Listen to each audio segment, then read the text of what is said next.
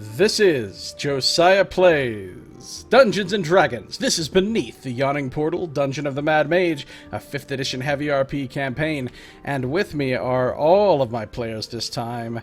Will, and Manda, and Nox, and Scito, and Tiff.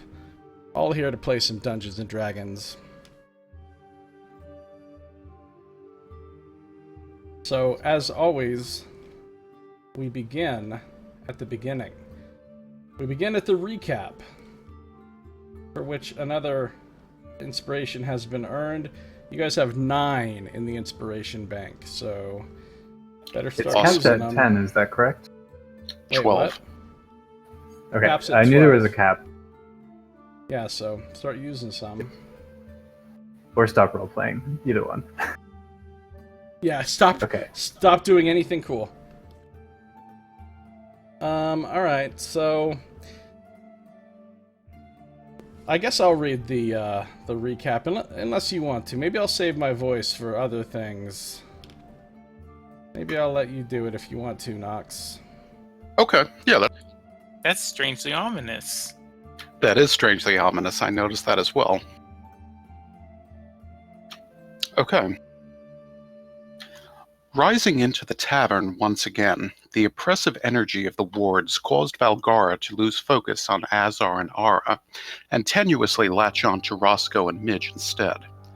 Pleasantly surprised to find herself rising into the Yawning Portal, Ara bounded off the platform and started searching for the Drow triplets, eventually finding them entranced in one of the rooms. She gently took sleeping baby Varys and used the giant dragon scale to sit on while she entered her own trance, feeling similarly cradled by it just as she cradled Varys. Azar was less comforted by his newfound surroundings. In fact, he was downright enraged at the presence of Khalim the Weasel, cursing at him and throwing a punch that he easily dodged. Azar blamed him for abandoning him in the dungeon when he was with the fine fellows of Daggerford, who in turn blamed Azar for abandoning him, which resulted in his becoming trapped in the closet where the Grix frolicked. Azar wasn't moved by his dying of thirst, informing him that he ended up in a pit after their parting. Noticing the spellbook that the entranced Midge was carrying, Azar demanded to know where it came from, with Khalim only revealing that he found it. Becoming increasingly annoyed, Azar tried to start a vote to throw Khalim down the well, which Catherine went along with, but Sardick reminded them that he needed to be questioned in the case involving the death of Gillester Silvermane's boyfriend, the City Watch captain. As Azar tried convincing him, Khalim bolted off the platform and rushed for the exit, bouncing off the ward and laying flat on his back to the amusement of many in the tavern, including Durnan. Mash, the half-ogre waiter, soon came over and asked them if they needed anything, to which Sardick offered his customary mead, and seeing Azar still glaring silently at the dazed Khalim, tried to distract him with an order of some sort of cheesy delight wrought by divine magic and culinary masterwork. While Sardick was placing the order, Azar briefly talked to Durnan, trying to allow him to set Khalim on fire, but settled for being allowed to hurl him down the well instead, and she stalked purposefully toward the rascal. Watching this, Sardick went to Volo with the intent of trying to get him to convince Azar to let the law handle it instead, but Volo was naturally too drunk to get the gist. He offered Sardick some of the fine wine he was drinking, who just couldn't resist downing a cup. Sardick settled for letting him know that they had brought Khalim the Weasel back to the tavern, and advised Volo to inform Gillester Silvermane, so that he wouldn't experience a shock and potential rage of suddenly coming face to face with one of his boyfriend's potential killers. As Mash brought his order, Sardick took a sidelong glance at Azar's feeble attempts to wrestle and drag Khalim, and realized he had enough time to sit and enjoy some of his mead before needing to intervene. With his head so raised as he drank, Sardick saw Danae look piercingly at Midge, who suddenly shrugged off Valgara's influence and made her way up the stairs to her. Finding he was making no progress, Azar fell back to arguing with Khalim, accusing him of cowardly running away while he was surrounded by enemies, but Khalim said they were both surrounded by enemies and pushed him apart, forcing him to flee. Khalim continued trying to calm Azar down, saying that things happened and that the two of them were fine now. Irritatedly, Azar reminded him that he was not doing fine being in women's clothes now, and was not amused to hear Khalim say they looked rather flattering on him.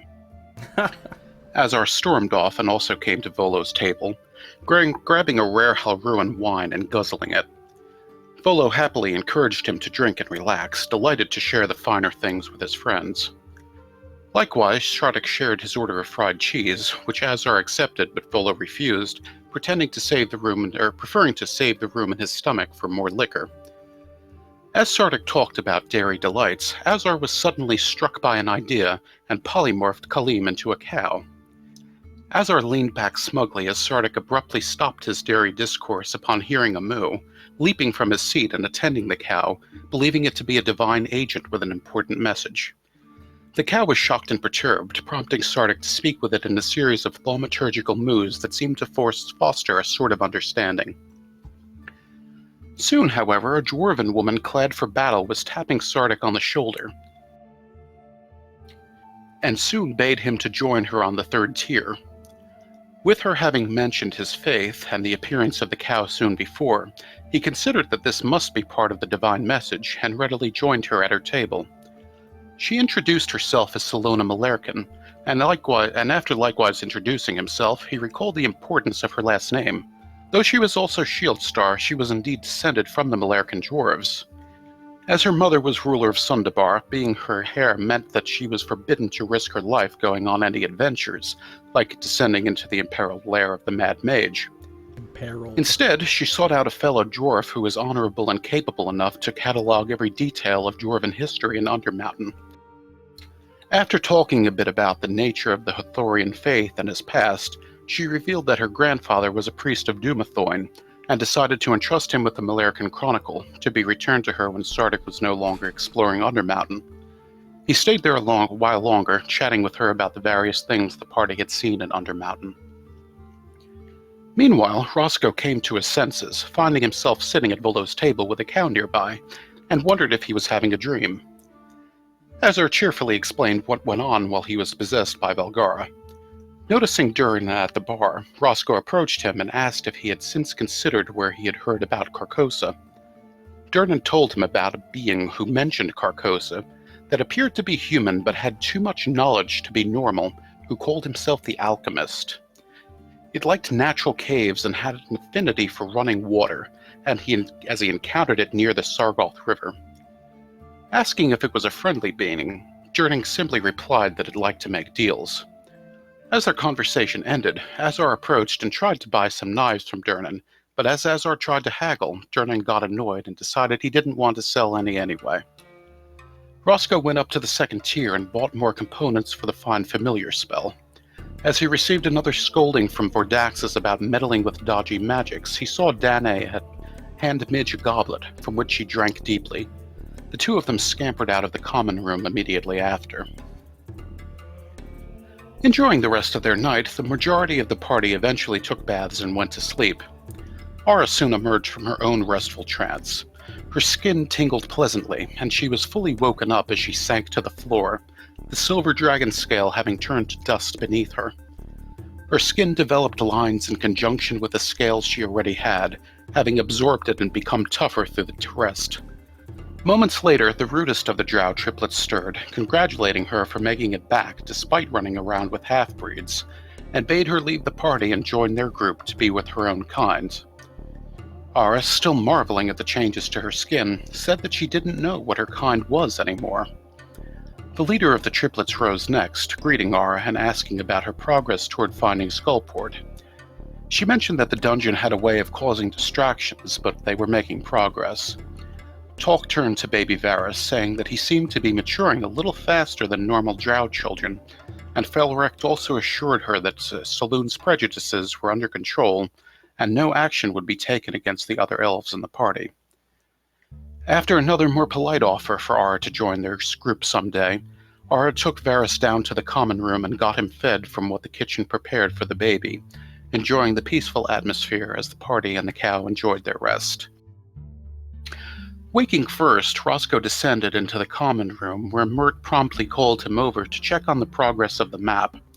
He was quite impressed with the detail thus far, and gave Roscoe an advanced payment of 250 of the 1,000 dragons he was offering for the complete first-floor map. Thanking him, Roscoe decided to make him a copy of the map. They talked a bit about Mirt's history, where they declared himself just as much of an adventurer as Durnan, having gone with him everywhere, though he was only known these days for being rich. The word Carcosa meant nothing to him, but he admitted he didn't concern himself with the history of Undermountain, focusing instead on what he could lay hands on to sell. Sardick had been studying the clerical prayers in the Malercan Chronicle, and his goddess was pleased enough with him to grant him access to even more divine power. Hymns of healing and reversing death flooded his mind, causing an itch he longed to scratch, and so he exited the rooms to the second tier of the common room. Rizavi the Flame Skull was right there, and with his brain filled with the potential of beneficence, he talked to him about the potential of his selling plain transparent diamonds for coin or other more colorful gems. He tempted Rizavi with the gems and the story of the 9 tiger's eye gems in the eye sockets of the skulls in the fog-filled room the party fought the Grells in, selling the lot for 100 dragons and hinting at more fabulous gems they acquired, 2 of which were from the eye sockets of the Minotaur he rescued from the necrotic zone. Rizavi was intrigued and offered to part with a diamond for an array of other beautiful gems. Katrin was also in the common room at this point, excitingly revealing to Morin Blackwell that they had found his wife's wedding ring. She approached Dara, who wasn't aware of it since she was possessed, and pleasantly accepted thanks from Morin before tending to Varys again. Katrin and Morin then approached Roscoe, who was at a table working on the map. He produced the ring from the bag of holding and gave it to Morin, who gained solace from it. He asked if anything was left of his wife down there, but Roscoe explained about the semi-undead Elder Grick, and that there was nothing else. Finding closure, Morin insisted on giving him a piece of magical jewelry that his wife had made for her adventuring days, which held no sentimental value to him since her adventuring was what ultimately took her from him. Katrin helped Roscoe stabilize the map since his one hand was occupied by his cursed sword, and they worked on it while Morin came back with a necklace, thanking them again, and left. They finished the map by the time Sardick bounded down the stairs and called to Roscoe, mentioning that he was just talking about him on the second tier, and bade him produce the 4 gems they would be interested in selling. As Roscoe asked if he had a deal in the works, Sardick admitted to his conversation and the morning's enlightenment of being able to recall someone from the dead that was there for a longer span of time, without having to rely on Wicked Wild and being on the losing side of pickpocket. As he spoke, he admitted that he probably should try to procure a diamond for revivification, or diamond dust for a greater burst of restoration should calamity befall someone, but the potential for bringing life was right there, laid out before him. Roscoe stopped him, telling him that he had been talking about raising the noble for quite a while, and that he had definitely earned the gems and should just do it. This convinced Sardick, and leaving reservations behind, brought the gems to Rizavi and used every bit of charm he could muster to get him to part with a large, rather ugly diamond for the 4 gems. Rizavi wondered why diamonds would be at all connected to bringing someone back to life, so Sardick explained to him the nature of divine butter. Diamonds store the energy of divine mercy, melting down to a holy substance that coats the corpse and seals the wounds, and is so spiritually slick that the hand of death loses its grip and slips away, resulting in the restoration of life. Rizavi was rather astonished at this, and Sardick sealed the deal by offering him the chance to watch the process. Descending the stairs, Sardick couldn't help but feel a sense of pride as he realized he had everything he needed, and telling Roscoe he was ready to do it, who then told Azar and Katrin, who told more, prompted a group to gather to witness the miracle. A feeling of mania overtook Sardick as he thaumaturged to the tavern, inviting any and all to bear witness to Hathor's mercy. Even Durnan's gruff questioning of why he was shouting couldn't stop his momentum, as he declared there would soon be a vacancy in his basement.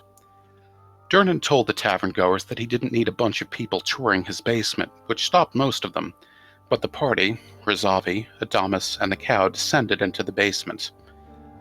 There, Sardick made an hour-long grand display of raising the dead, calling to the soul to come back, praising the glory of the divine, and speaking words that triggered his tears to melt the diamond and sprinkle the divine butter upon the body. So caught up in the moment, he ignored the feelings that the malfunctioning wards were causing arcane corruption to the divine magic, and stampeded toward his goal, confident in his faith that divine magic would win. For a moment, the spirit flowed into the body, causing it to shudder and cough, re-emerging as a blackened figure with burning blue eyes bearing malice. Nice. Well written, well read. That was a hell of a recap. Indeed. Indeed. Good stuff. All right, well, that's what happened last time. That's where we find ourselves. So, a couple of things. Manda, are you here? I am. All right, so I looked at my notes, and I realized I'd forgotten to tell you the full scope of the dragon scale thing. So, I gave you +1 permanent AC from that, right? You got that? Yes. Yes. You also get +5 permanent hit points. Oh, nice. That's pretty awesome. That's really good for her. But speaking of hit points, the aid spell is now gone since you guys took a rest, so everybody needs to bring your hit points back down to your regular, real hit point total. Okay, so that's that. I just wanted to mention that right away. Other things I want to mention are that I updated the quest handout a little bit, and also I changed the stately leveling rule to level 11 instead of 10. So the next 2 levels you guys gain will be normal speed. Once you hit 11 is when it's going to slow down.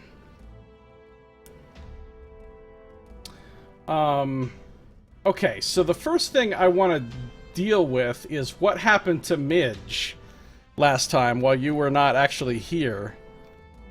Because you have some memories, Tiff. So, Ooh. yeah, so you were possessed by Valgara in the normal way, and all of a sudden you kind of came to, and you could feel yourself struggling with the spirit of Valgara to control yourself. And you looked up and you saw that Danae was staring at you really intently, and she kind of very subtly gestured you to come to her. And your body was still kind of out of your control, as Valgara was still partially possessing you, but you had sort of a lucidity of your mind, and that's why you can remember it. So you were aware of what was going on. So you walked up to where Danae was, and she started telling you about how there was more power to be found within the thing that you carry than what you had discovered so far, and that she could sense that there was a beast within you waiting to get out, and you were keeping it caged. And since Valgara was still technically controlling you, she chose to take up Danae's offer to unleash the beast within. So Danae gave you a cool stone cup with a very foul-smelling brew inside of it, and bade you drink it, which you did. The moment you drank it, Valgara was gone. No longer possessing you, driven out of you. And you almost immediately began to hallucinate, seeing various animal spirits in the air all around you. Danae said that you were going to go on a spirit journey, and so she took you into one of the back rooms where you could have privacy and not disturb the other people in the tavern. And basically you began to go on this wild trip of hallucinations and animal spirits, and then you suddenly started transforming into different animal shapes with having no control over yourself. You just kept changing from one form to another as you were sort of lost in this half-dream, spirit world kind of hallucinatory journey. And that went on for hours and hours. And in the course of that, you received the benefits of a long rest, and you also changed to become a Druid of the Moon. Woo woo! However, you have an effect on you right now, which is you're in animal form. You can decide what animal it is. based on the new forms that are available to you. But for the next 24 hours, you cannot change back to humanoid form. But during that time, you can change between different beast forms as much as you want. Oh my god, that's rad. Okay. Cool, cool. However, that was 24 hours from when this thing started, and it's been about 9 hours since then already. So actually, it's only 15 more hours. And one more thing has changed. There is a new property to your heirloom. Whenever you go into an animal form, that crystal that is your heirloom is now embedded in the forehead of whatever animal it is. And it even changes sizes if it needs to. And while you're in beast form, you now have the ability to speak telepathically. One-way communication only. With all natural creatures within 30 feet of you. You can't direct it to a single person, though. It's always broadcast out to every natural creature within 30 feet of you, all of which will understand you, including animals, or things that you don't share a language with, but which still, you know, are capable of understanding something. Wow. So you can do that as much as you want, but yeah, like I said, it has to broadcast out to everyone around you.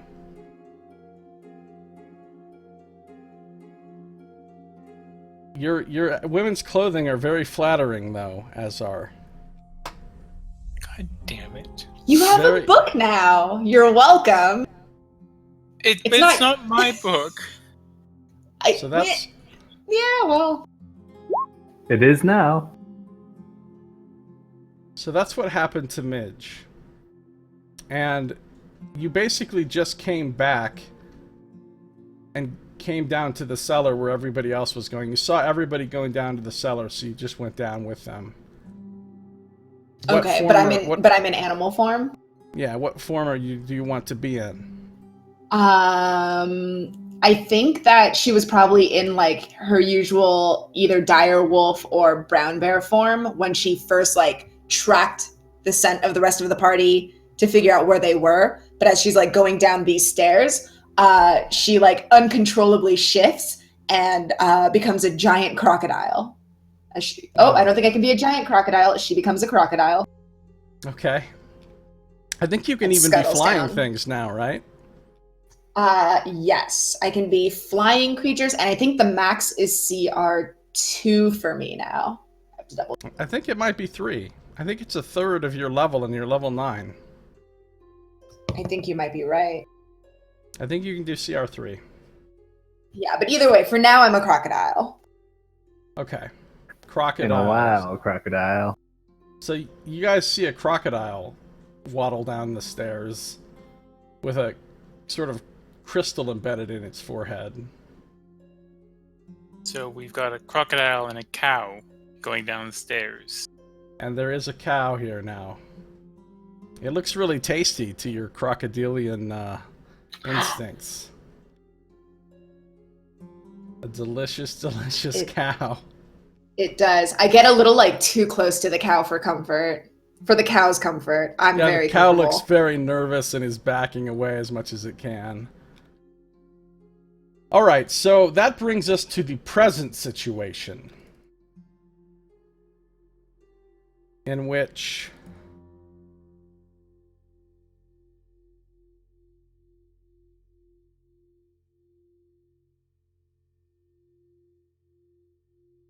Oh, we need to go to the tavern.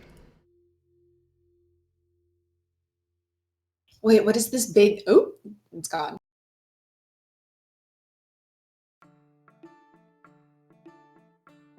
That brings us to the present situation, in which this shadowy being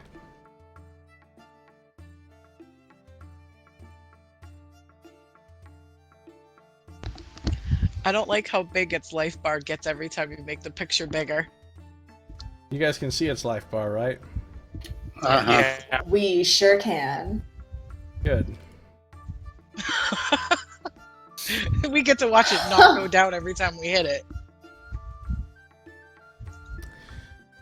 Alright, so this thing has basically been coughed forth from the corpse of the noble.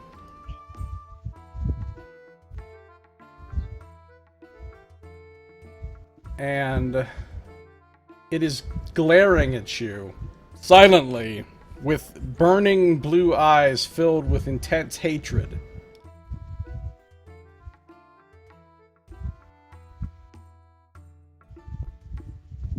And at this point, everybody needs to roll initiative.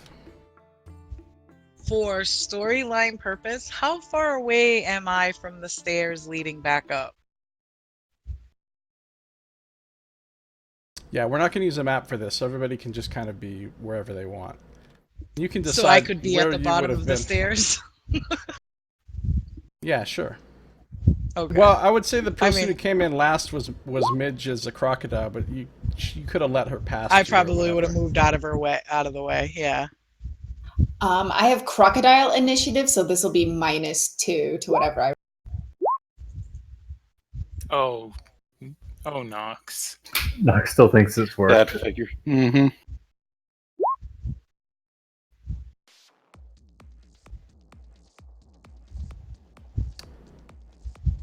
Hopefully these are coming up on the turn order.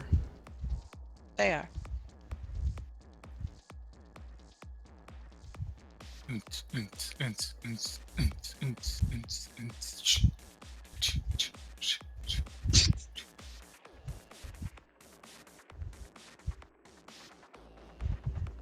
Alright, so Azar got an 18. Azar did get an 18. Ara got a Midges 17. didn't show up. Oh, oops! I forgot to click. Haha, I'll do that. Katrin didn't even roll yet.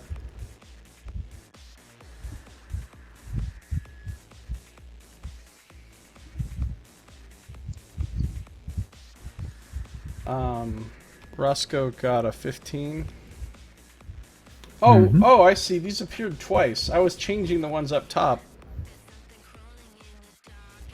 Alright, so Azar's got the 18, Roscoe's got the 15, Midge has got the 9.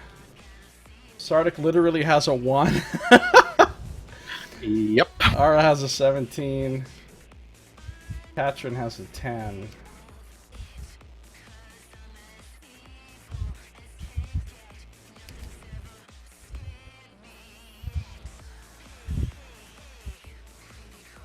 And Nevermore, did you roll for him too? No, I can. I mean, he might not do anything, but...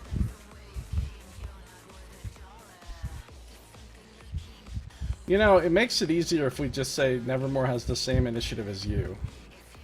Yeah, I'm fine with doing that if you want. It helps me like move in coordination with you. I rolled for it, but if you want to just say that from now on, he works with Roscoe's initiative, that's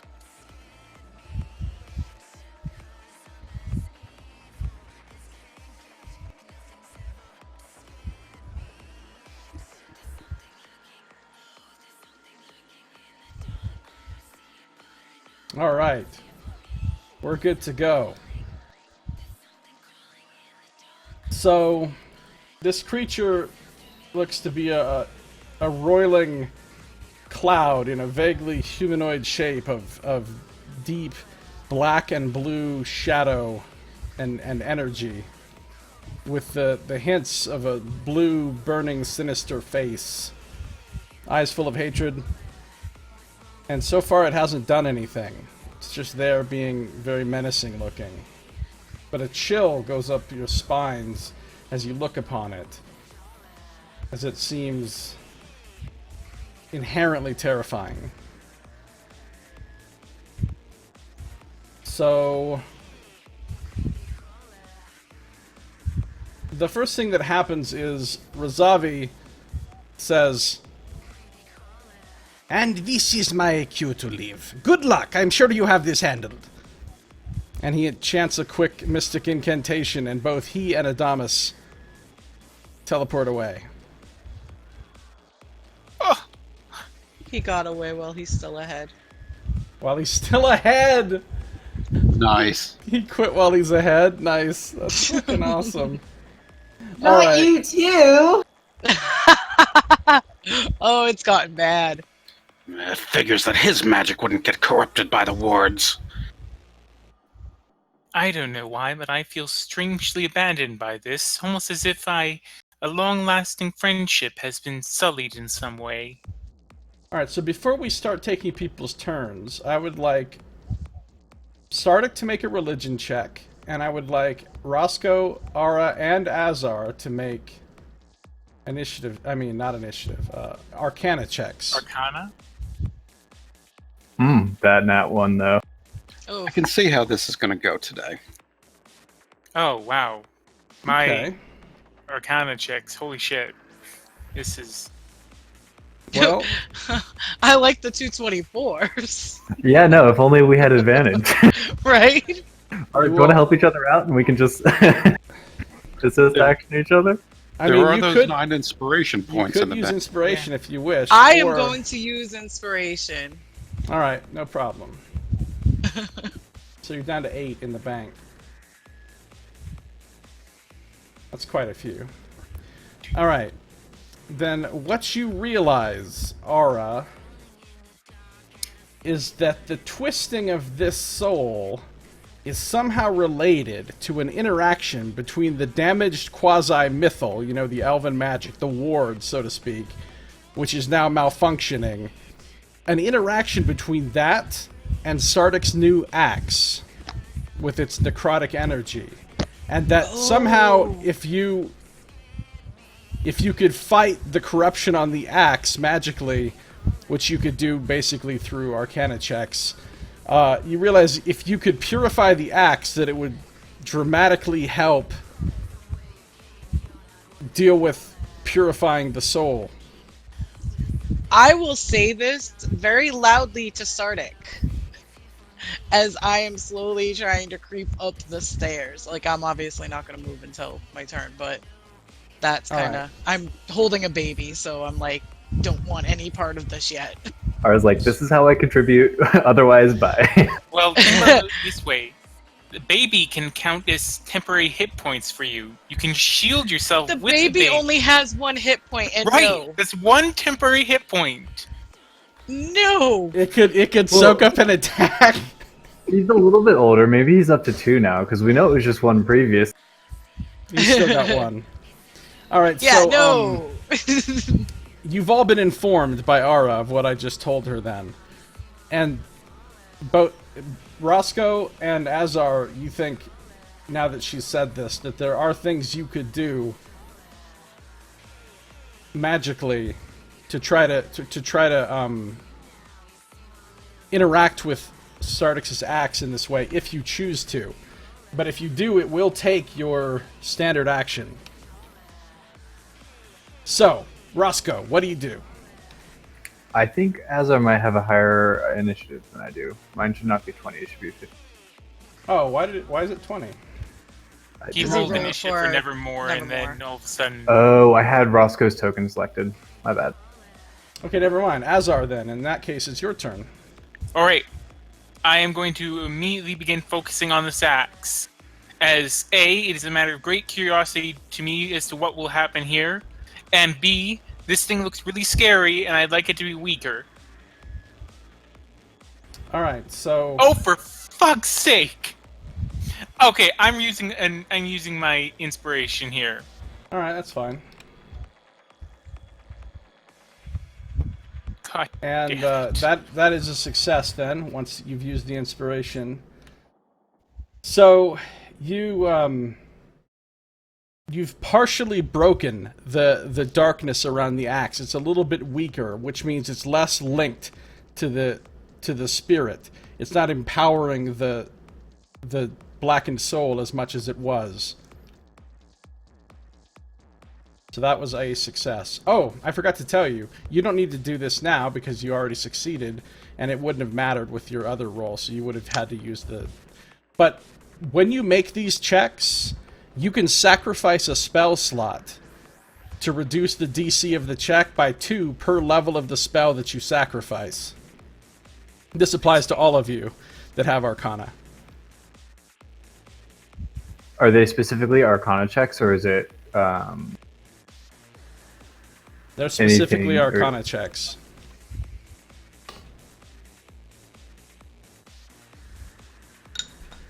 All right, so that's your standard action. You can still do anything else, moving or whatever, if you need to, or bonus action or whatever, or speak.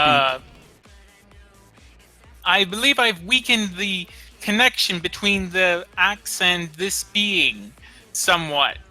It's not finished yet, though, and I'm going to be moving more towards the back because that's where Azar hangs out. Like the back corner of the room, further away from the creature? Yeah. But not toward the stairs. That'd be like the opposite direction. Okay. Okay. Sure. Ara, what do you do? Ara's gonna go up the stairs Okay. and So try to get into the tavern. At least, at the very least. I mean, I could take like 2 turns where we just state that we do that to get me back down, where I'm just gonna give the baby to somebody so I can come back down and help. Yeah, you can move up, open the door, go through by dashing essentially, and then what are you going to do with the baby? I'm probably gonna drop it on the first person that I see. That, I mean, it's not like someone can run away with the baby. Probably Durnan, and basically ramble on about dark magic and gotta go and fix it by and run back down. just as long as we it's can say not that I did Volo? that my second. I was gonna say Volo. Yeah, Anybody not but Volo. Volo. Not Volo. He will All drop right. that baby so hard. Durnan kind of takes the baby from you, looking at you with confusion. I just say, problem, we're gonna fix it. And I turn around and head back to downstairs. Alright, so on your next turn, you'll be able to go back down. Okay. Um, I would like to note that I did close the door so that nothing could escape. You close the door behind you? Yes. Alright, fair enough. Exonara, you trapped us down here with the beast. I mean, the door was already closed. I'm just saying I closed it behind me so Yeah, that it's not locked. thing wouldn't get out. It's just Yeah. not, it's just not Oh. open. I was just gonna ask, Yeah, where is until the lock? I On try our and use side it. or on Ara's side? Till I try using, and then just kidding, it is locked now. Well, yeah, it'll be Oh. locked for you, Scito. God. Yeah. Do it. All Lock right. us down here with it. I don't care. She's a crocodile. I have. Yeah, well, crocodile's not a very high CR, so. Alright, you have done that. You have a strong draw. Yes, so that is the end of my... I told you not to make a mess. You better fix it. Durnan's not happy. I am. Alright, Roscoe / Nevermore. Go. So I'm trying to think. So what is it that we're actually doing that fixes it? Because I'm trying to see how Roscoe might actually do that. So like, assuming he has detect magic up or something like that, he might see like this magical connection or something that he can interact with. I guess Yeah. what are we doing with these Arcana checks? I mean, when you're looking around with your detect magic, the magic of the mythal all around you is quite powerful. I mean, it's overwhelming almost. And you can see that, and you can see the divine magic of the raised dead, and you can see now this blackness coming off of the axe, and they're all sort of swirling together magically and causing this phenomena.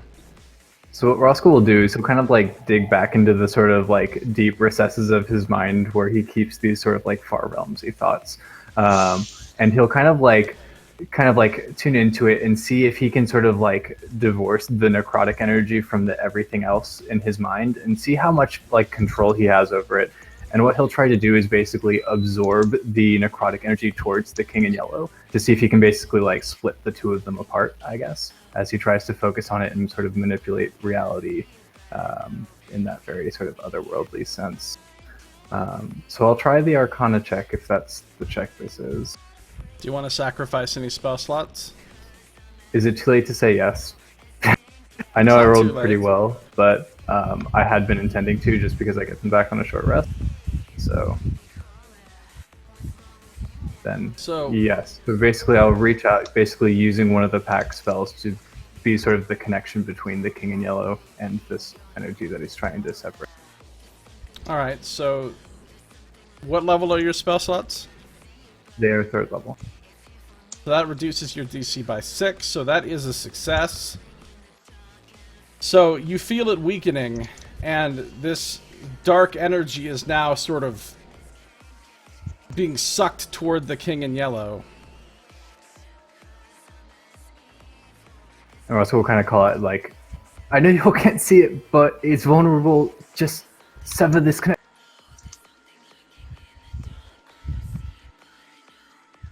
Alright, you doing anything else?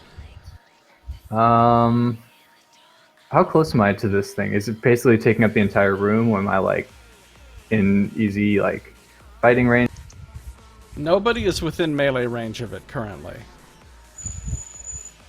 Because you're all kind of toward the back of the room, and it's towards the front of the room. The front meaning where the stairs are. But it's not huge, so it even if you wanted to go to the stairs, you could without walking immediately next to it. Okay. I think for now Ross will just kind of be like focusing on this. He'll have his sword out because he can't put his sword away, but otherwise. Okay. Yep, he'll just chill. And Nevermore's not doing anything special, I assume. Nevermore makes an Arcana check. Yeah, he's good. Alright, the Blackened Soul. So the first thing it does is, as a bonus action, it exudes terrifying hatred all around it. Everyone within line of sight of it, which is everyone except for Ara, has to make a wisdom saving throw. Question, does this count as a spell or magical effect? Yeah, it's a magical effect. Alright. Nevermore is giving me advantage on this then. Does Nevermore need to make this as well? No, it doesn't affect Nevermore. And it doesn't affect Okay. Azar's familiar either. Does it affect the cow? Oh yeah, it affects the cow. Oh no. So it's not just an animal thing. Alright, the cow is terrified and begins mooing very loudly in fear, kind of wiggle-waggling around, trying to push itself up against the wall. Okay, so right now, only Azar is currently affected by this. Wait, I forgot to roll for Katrin.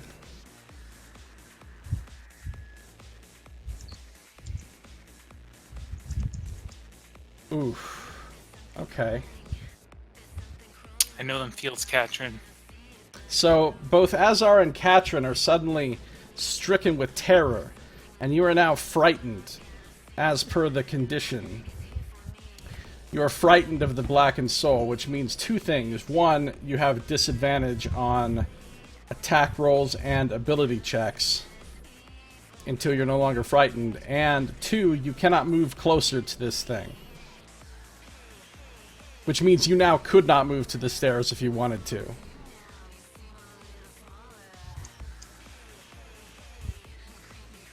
Awesome.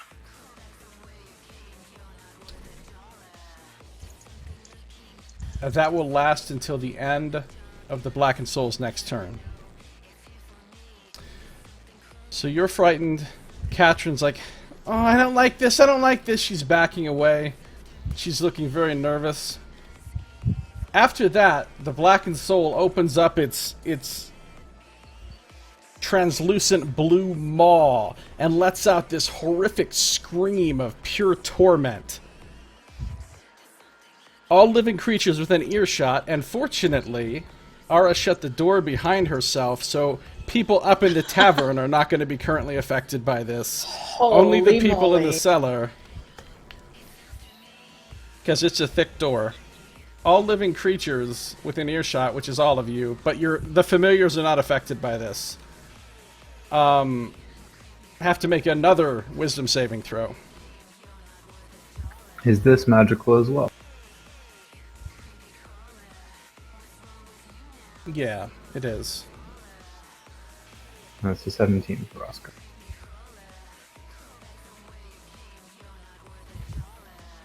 Alright, let's see what we got here. Sardick succeeded, Azar succeeded, Roscoe succeeded. So Midge and Katrin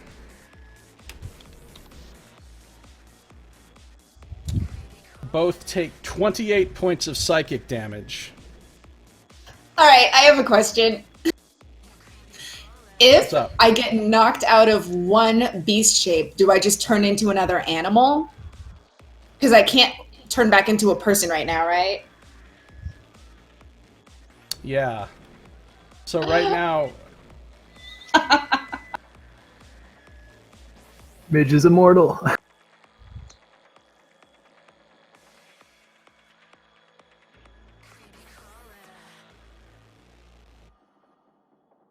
Ooh, yeah, I didn't think Sorry. of that. That's a good question. Maybe That's a she good can still question. only take her max HP's worth of damage before dying for now. Oh, I just realized I made a wisdom throw, not a wisdom saving throw there, but it doesn't matter. And I made a wisdom throw there. Would it, if I had my, I have a +5, so actually that would have been 13. Would that have saved me from the frightened? It wouldn't. Okay, well, never mind then. Well, okay, how about this? Because, yeah, I think that I can definitely subtract the extra damage out of my actual pool of hit points. And if this current shape was, like, say, a freebie, we can say, like, I have 2 wild shapes left naturally before, I don't know, before something crazy happens, I guess. Does that make sense? Like, I can go into, like, essentially, I don't have the choice but to go into another shape. But I can only do that then one more time. And I'm still deducting from my current hit points. So if this was, what was this, 20-something? It's 28. So how many hit points did the crocodile have? Well, I chose an animal for fun. And a crocodile only has, I think, 19 hit. All right, so you take the extra So I'll as take damage the to extra your real 9. hit points, and now Yes. you automatically shift into some other form, which you can choose.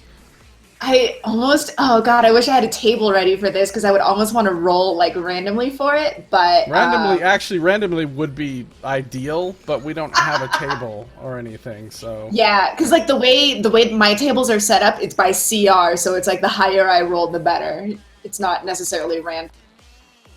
But I would like to be a giant scorpion if I have the choice. All right, how about we do it like this? Roll a d3. Okay, hold on.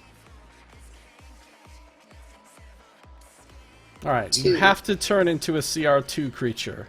Ooh, okay. I don't know if a giant scorpion is CR. It is not. I will turn into a... Okay, so what you can think about that. Everybody else that didn't take 28 damage takes 14 psychic damage. Yay. As this tormented scream rips through your mind, assailing your very psyche. Okay, and I get shunted into giant elk form. Giant elk, nice. I will also say that anytime the form that you're currently in takes all of its damage and you're forced to change, you also drop prone at that time. Okay, so I'm a prone giant elk at the moment. Yeah.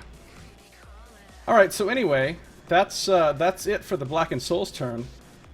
Well, Katrin is terrified. She doesn't know what's going on, so she immediately taps into Valgara within her and starts frothing at the mouth and like biting herself and rocking back and forth, and her eyes go wild and she goes into a rage. frightened rage.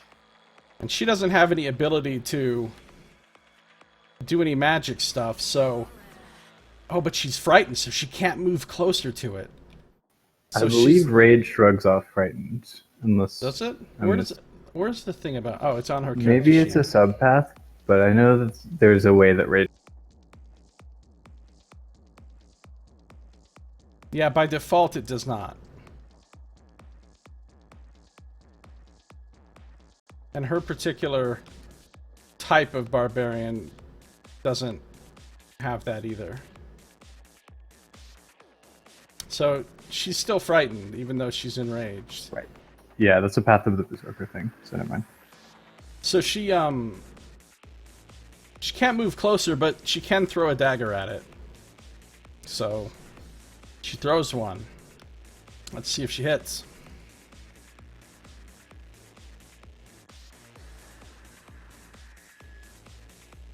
Her dagger flies wide, though. She's just too scared to concentrate, and it clatters against the wall harmlessly. Ah! Ah! Do something about this thing, she says. It's driving me crazy. So that's Katrin's turn. Midge, you are a prone giant elk. With a glowing crystal embedded in its forehead, yes. Wait, does this mean the cow also took 14 points of damage? Oh yeah, I forgot. The cow's toast. Oh. The cow drops, crumples to the ground with one final plaintive... And its eyes close. And it does not turn back into Kaleem. It dies and stays dead in cow form. Oh no! I would like to note that Nox that this was Josiah's doing right now.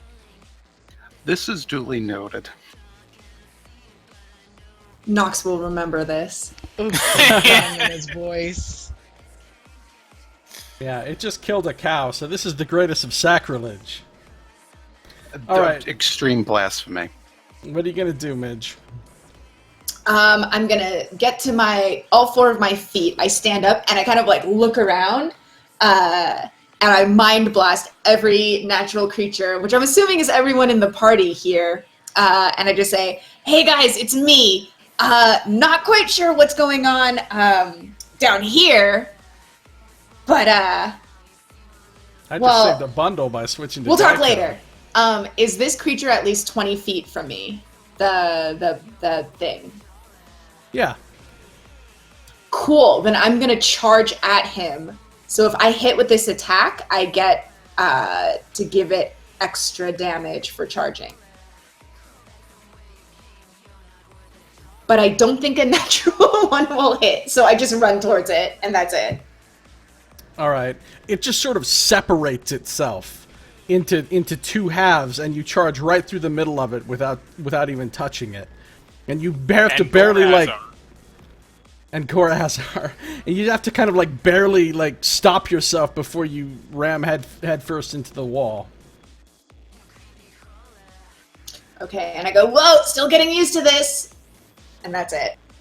The creature lets out a horrifying chuckle that you can feel in your bones.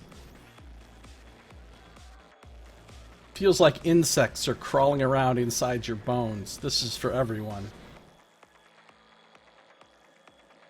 It's like being on the drugs again. Alright, so that's it for Midge, right? Yeah. That's it, okay. Sardick, you finally get a turn.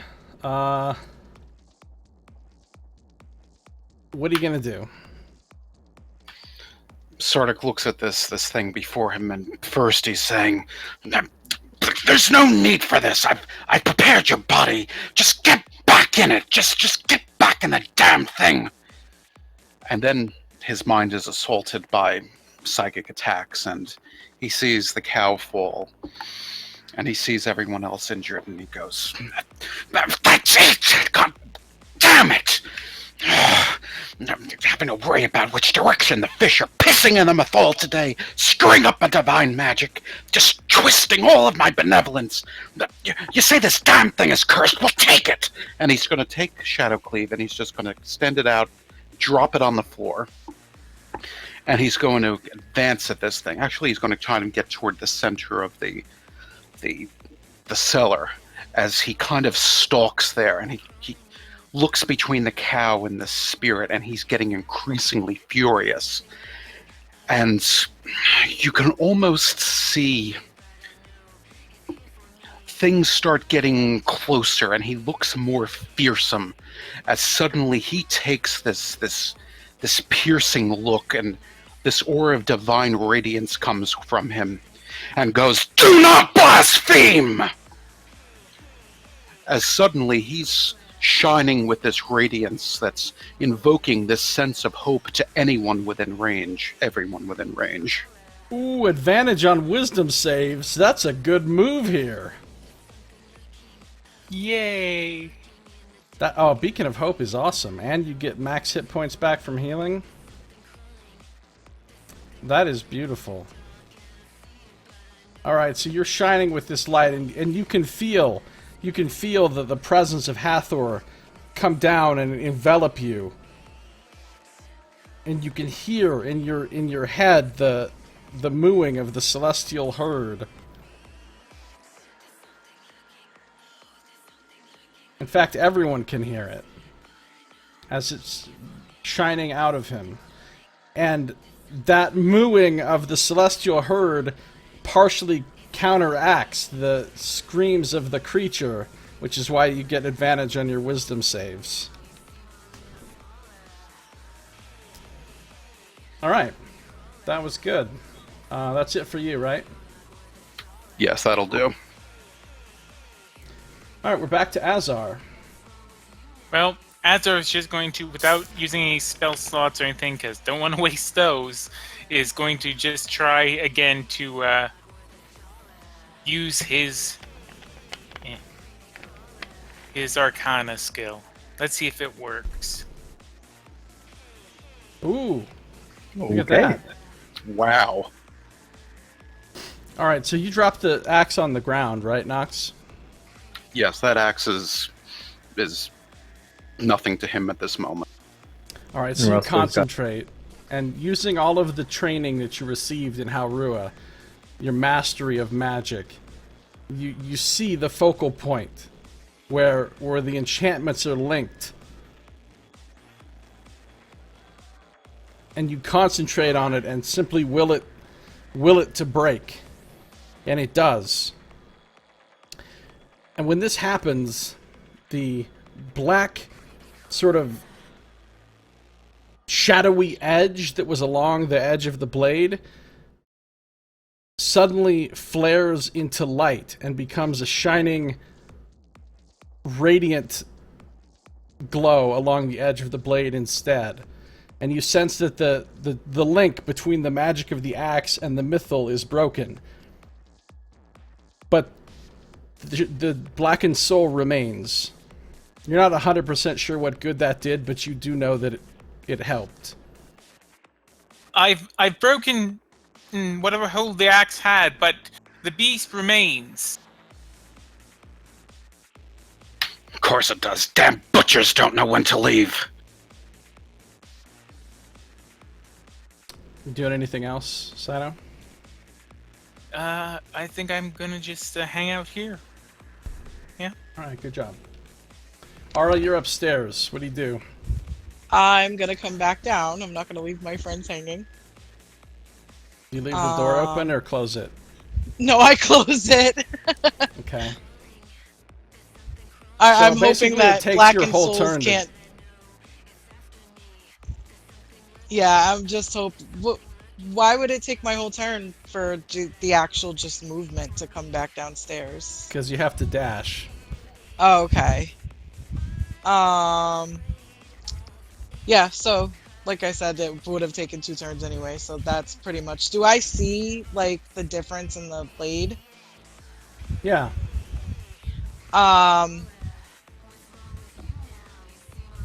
I'm gonna kind of yell out to Sardick, because I assume he's the closest to his blade, to like maybe use the blade on the soul. All right, if you think that's wise, I'll do that. And that'll be my turn. Okay. Roscoe / Nevermore. Do I get the sense that everything that could be done to the axe has been done, and now it's just a matter of trying to banish, get rid of whatever this spirit is? Yeah, you can see that the shadowy sort of tendrils that were reaching out, interacting with the other magic, are gone now. But some of the magic that was coming towards your book seems to have been absorbed into the book. You don't notice any particular effect of that at this time, but you saw it happen. Okay, I will, at this point, kind of like speak out. Are we killing?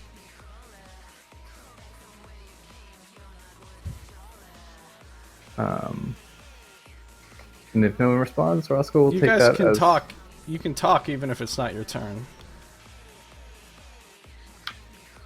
Sort of growls and kind of grits his teeth. Kill the divine agents. Its life is forfeit. Then Roscoe will cast Shadow Blade with the bonus action.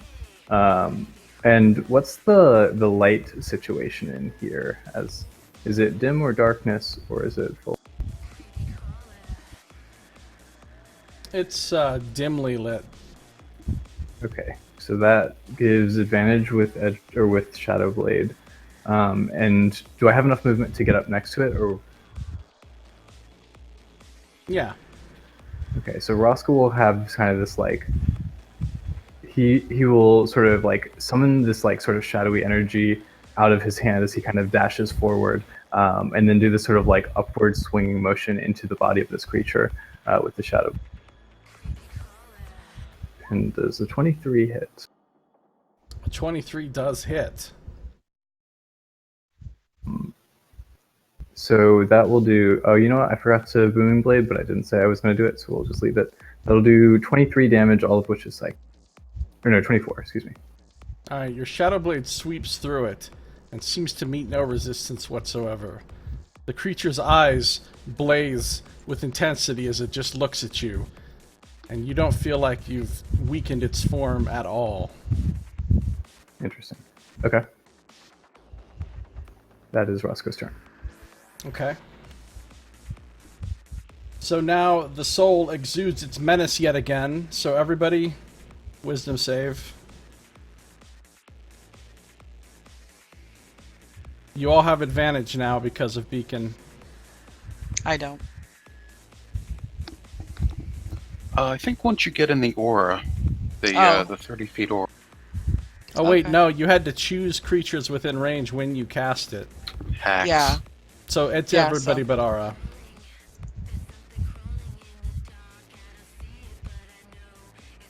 Alright, let's see how we did on the wisdom saves.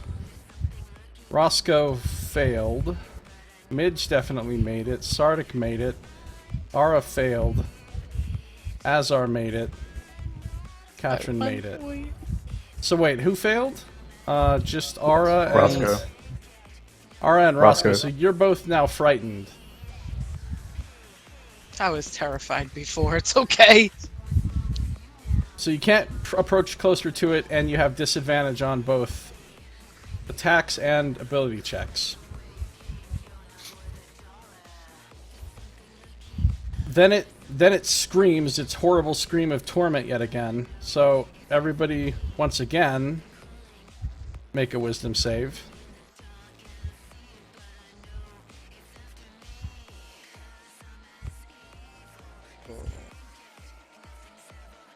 But these are with advantage unless you're Aura.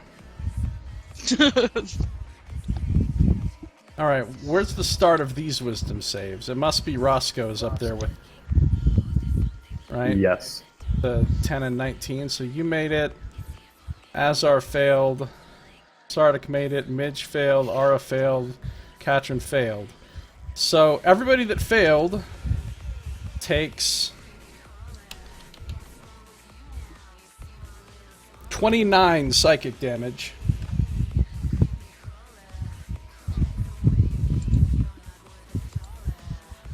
Well, I'm done with 13. And if you succeeded, you take 14. Which is Sardick and Roscoe, I guess, right? I believe so. Alright. And that's all it does. It just continues to chuckle and you feel this horrible sensation passing through your body. Who was afraid before? I was, but I'm no longer. Because you didn't fail your save this time, right? Right. Against the fear? Mm-hmm.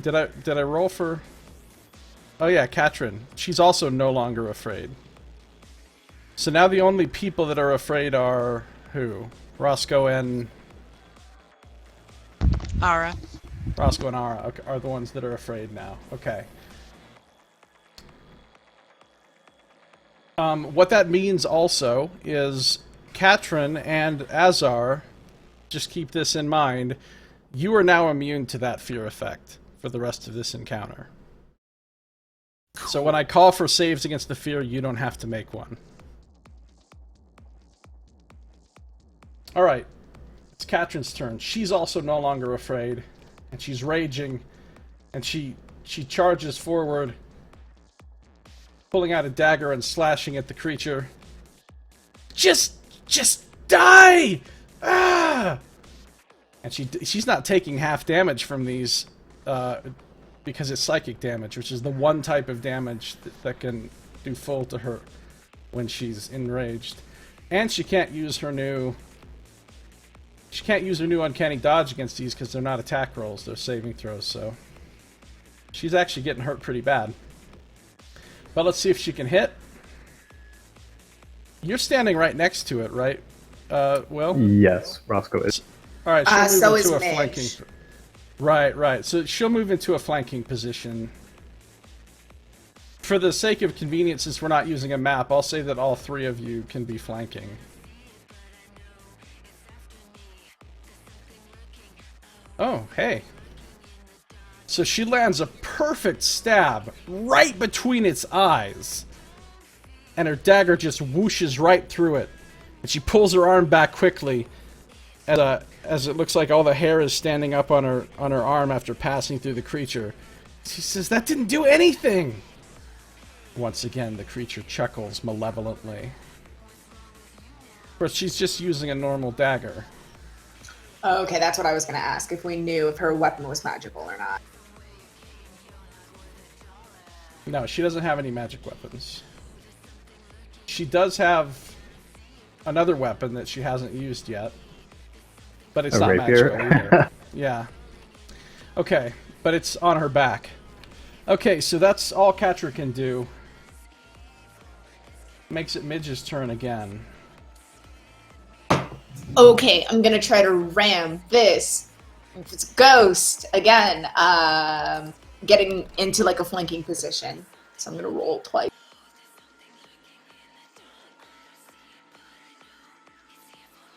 Oof! There's a 15 hit. A 15 does not hit. Cool. That's literally all I can do.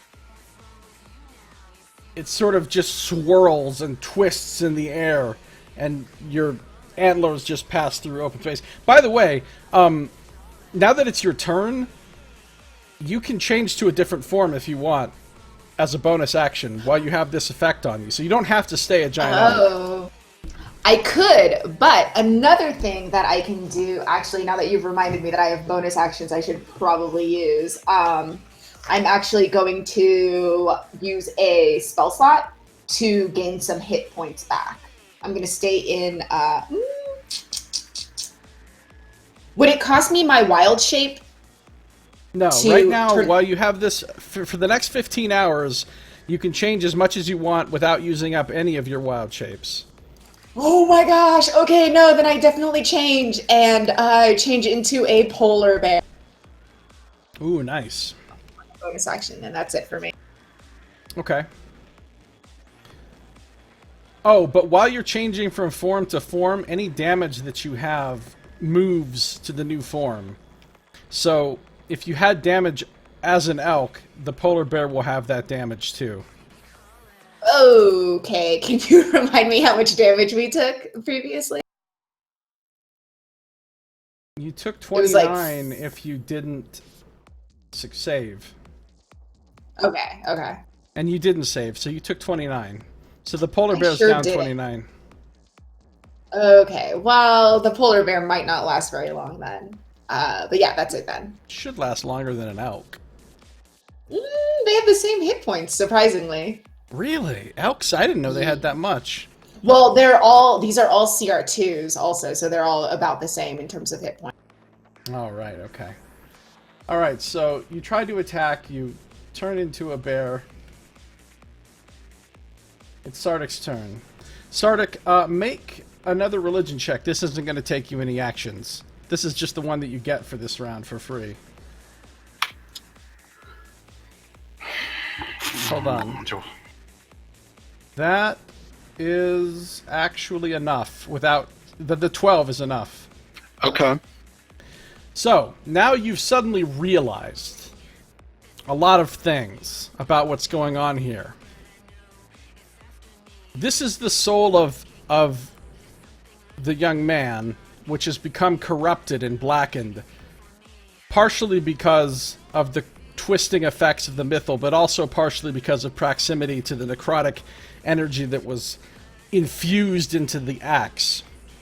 The axe has now been cleansed, meaning that it will be much easier to cleanse the soul itself. You know that you can perform a ritual now to cleanse the soul of its corruption, which will set the soul free, and it will move on to the afterlife as it's supposed to. But it will be difficult and take some time to do. However, now that the axe has been fully cleansed, you also know that it will be much, much easier. In fact, the DC to do these religion checks for this ritual are reduced by 12 because of what they did to the axe. Your other option is you could simply destroy the spirit. But if you do that, the spirit will then go back into the body. The body will come back to life, but it will be tainted. You think that you don't know exactly what will happen to the guy, but he'll come back to life, but he won't be right. He'll probably be mad or evil or somehow fucked up permanently. So you basically, you've got to decide whether you want to try to destroy the spirit, bringing the man back, but in a tainted way, or do the ritual and set the spirit free, completely cleansed. But then the guy won't come back to life. Oh, that's interesting.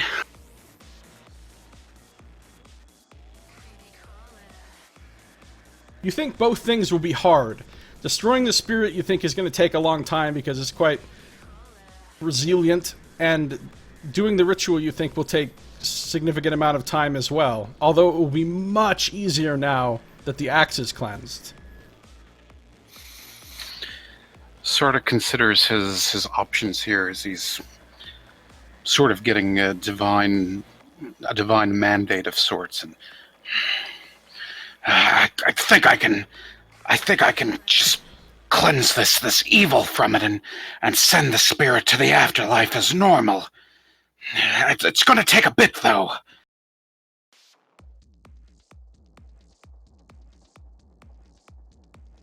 If we kill it, he's just going to come back to the body tainted, and I think we might just have to kill him when he's back in his body anyway.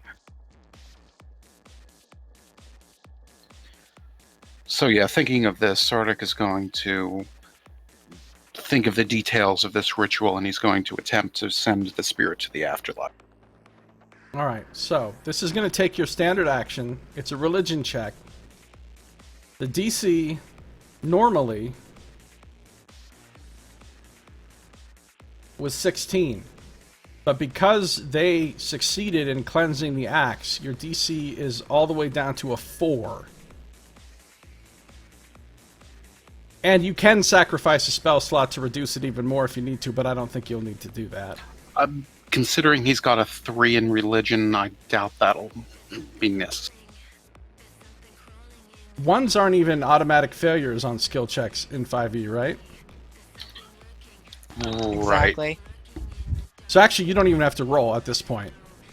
You just every time you spend the action, you get an automatic success. Okay.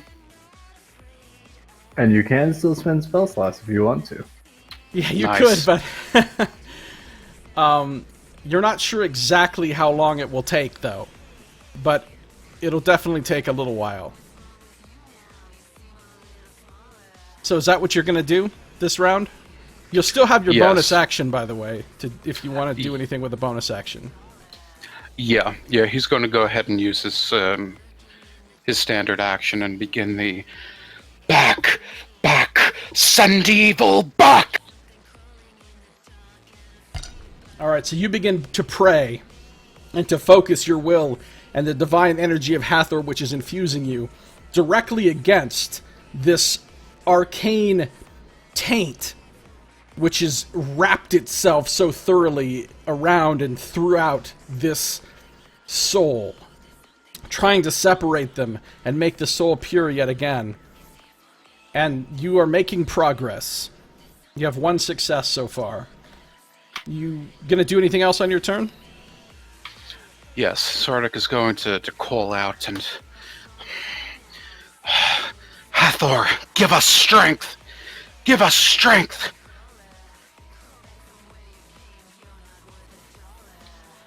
And he's Mass going healing to word. invoke a mass healing word. That 12 health is going to be for Aura. However, it Everybody else gets becomes max, right? 13 for everyone else, as it is maximum. So that would be It's 9 mass plus 4, healing 13. word. I think that goes to. Doesn't that go to everybody? Yes, it does. I wasn't part of the Beacon of Hope, so I don't get the max. Yeah, Aura only gets 12 instead of 13. So Ara I gets see what 12, you're doing. everyone else gets healed for 13. Yes. Katrin says, thank you, Sardick. Have But faith. she's raging, so it's a little bit more gruff than that. Thank you! Fucking thank you! I'm so angry! But not at you. You're cool. Nice. Alright, so everybody gets 12 healing back. You've done the ritual. I take it that's the end of your turn. That'll do. Alright, back to Azar. Alright, No longer afraid. is there anything I can do, given this is an arcane taint, as you put it, is there anything I can do to help with this process? You don't Can I think provide? Oh, I can't provide the equivalent of arcane butter? so. Because it's interwoven with a soul, and souls are very much related to divine rather than arcane, there's nothing you could particularly do that would not damage the soul. Well, shit. But I don't know then, because you basically... could attempt to simply damage the creature itself, if you wish. I mean, that would just be going in direct opposition to what Sardick's trying to do here, so... I will tell you this. Make another Arcana check. This one's free. I mean, it doesn't take an action. Okay. Well, good. You're pretty sure that the magical energy that this thing is putting out that's hurting you guys is directly tied to how strong it is. So if you can weaken the corporeal form of this spirit, it will make it less harmful. Alright, in that case, I'm gonna give it a nice little firebolt. And note that this is actually Wait, one higher. when did you get because Firebolt? I traded out one of my things when I leveled up. Oh, nice. You got fire. You finally have a damage spell that isn't necrotic. Nice. Yes. So, All right, go for it. firebolt, it's actually one higher than what it says because of my amulet. Okay. So 19. In that case, your firebolt hits, slamming into the creature. And you look like a tiny bit of the black and blue swirling energy sort of separates off from it and drifts into the air and then just disappears and dissipates into nothing. Trying to roll damage here, but for some reason I cannot. Can't you just click on firebolt right there? And That's what I'm trying to do. I did. Wasn't like okay. So you feel like your firebolt should have been significantly damaging.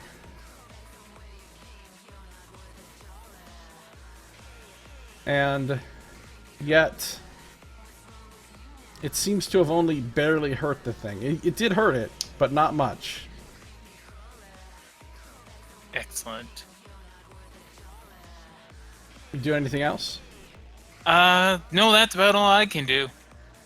All right, it's Ara. It's on you. You're afraid, right? I am. Okay. So you have disadvantage. Well, I found a loophole. What is that, Boss Pie? Why are you Oh, hey. fire snaking me? Nice. Ah, you don't give a fuck about disadvantage because magic missile. You know, I need to look that spell up real quick. How does magic missile work exactly? It just hits. It's an automatic Yeah. hit. Unless you have shield. Hmm. Yeah, I know it automatically hits. Okay, you're creating multiple darts. So what? That's 4 darts, Mm-hmm. and each dart hits. Okay, and does its own separate damage. So really, you just hit the thing 4 times. Yeah. That seems pretty effective. Each actual magic missile barely seems to hurt it, only causing a tiny bit of the energy to separate off and dissipate. But it hits 4 times, so 4 of those little bits of energy kind of splash off of it. And I'm also gonna try to back up against the door. I'm not gonna go out the door, but I'm gonna back up against the door. You mean up at the top of the stairs? Mm-hmm. Okay. And that is my turn. All right. So, question for you, Josiah. Crown of Madness targets a humanoid creature. Do I get the sense I could use the King in Yellow's Crown of Madness on? No. Okay. Then what Roscoe will do is he will, seeing that his former attack was not particularly useful, take a moment to draw a spell slot from the King in Yellow using its Rod of the Packmaster feat as an action. And then he will basically, in turn, kind of motion for his allies to leave sort of like a cone-shaped area behind him so that they do not get hit by something next turn. And then that's all he can do this turn. Alright, so what was the first part of that? Rod Before of the the cone Packmaster. Yeah, Rod of the Packmasters let you use an action to restore a packed spell slot. And the King in Yellow is part Headband of Intellect, part Rod of the Packmaster. So Roscoe basically right. just used an action from the King in Yellow to get a spell slot. Okay. And you're kind of motioning people back from a certain area?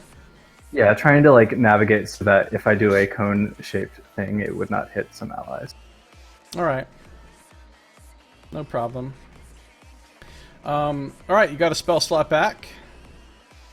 And I assume Nevermore is not flying off your shoulder and attacking? I don't think his attacks count as magical. I don't think he has much that he really wants to do. He'll be in. That's what he'll do. Alright. We're back to the soul. So once again, it's going to be making the aura of menace. So everybody that's not immune to the fear, roll a wisdom save against the fear.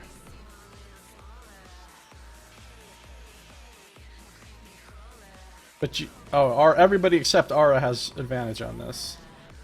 Oh, you know what though? You do need to make a concentration check.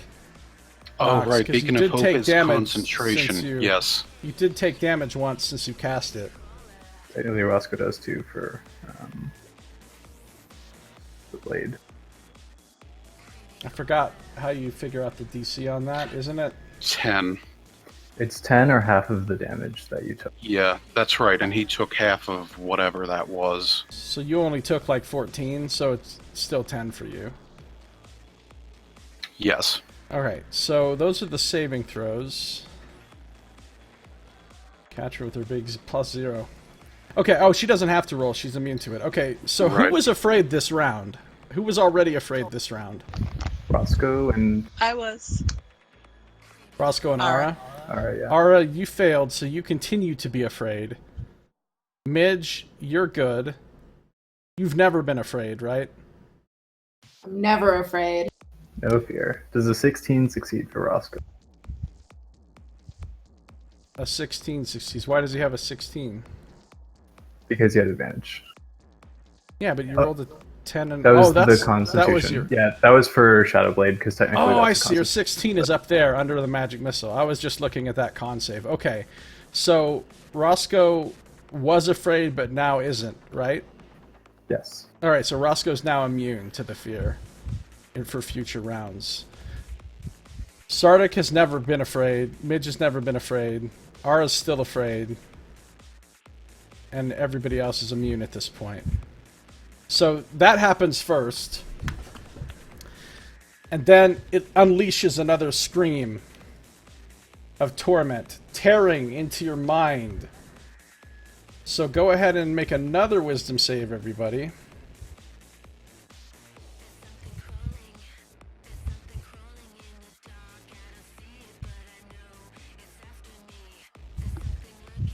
Alright, what do we have here?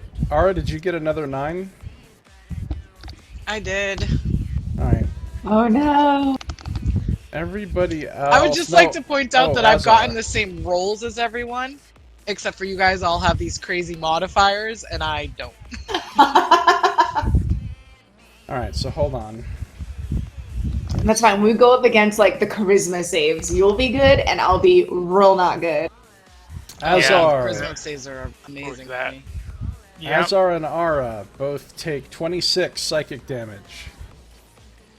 All right. Every- I'm gonna use one of my portents to make, and so it's actually now going to be a 16 instead of a 15.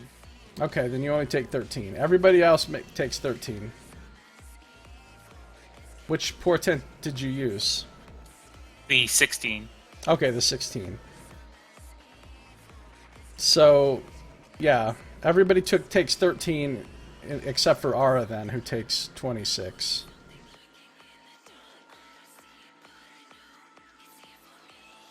Catcher says, I don't like this. I don't like this at all. Alright. The cow is even more dead. Did the cow get healed by the healing word? No, because it was dead already. Lovely. No death saving throws for a cow? I would like to say, I would like to just note that this is another example of Josiah basically devering us all, because Nox spent that long just trying to rescue this noble, and not only was that taken away from Nox, but he also murdered a cow in the process. So what you're saying is Josiah is a monster. Yes, but Ara at least saved the baby, because the baby totally would have been hit by this stuff. Oh my So god. this could have been a lot worse with Yeah, some in different fact- initiative rolls. Actually, I'm going to give inspiration.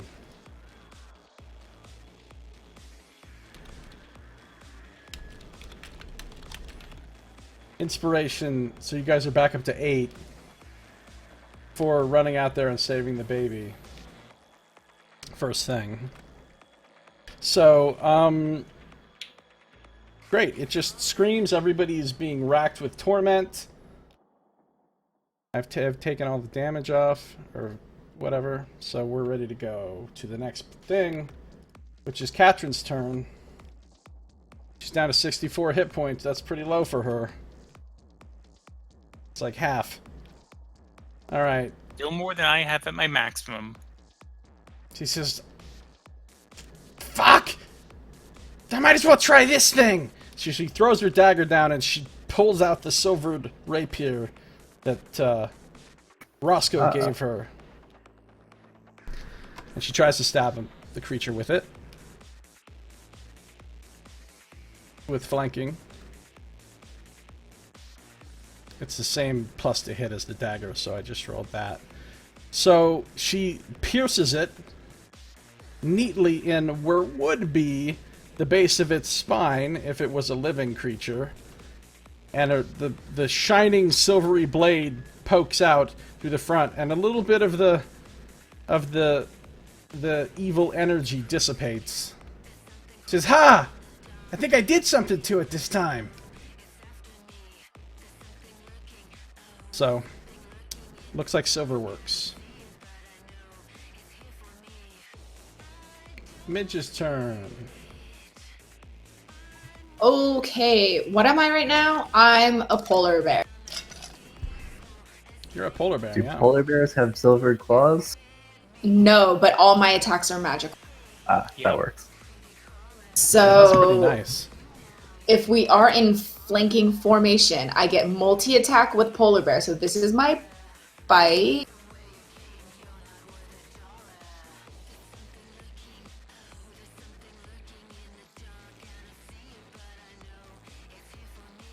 Do those hit, or does one of those hit?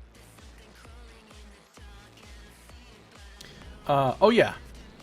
That hits. So that's 8 magical piercing. Magic bite damage. Okay, what else you got? I got a claw. Hey, That hits. for 10. Is that all the attacks, or do you have more? Those are all the attacks, and now I am going to use up a spell slot to gain some hit points back, because I would like to not get shunted out of. Okay. So you bite into this, and it's like this horrible chill goes piercing up through your teeth, into your skull, into your brain.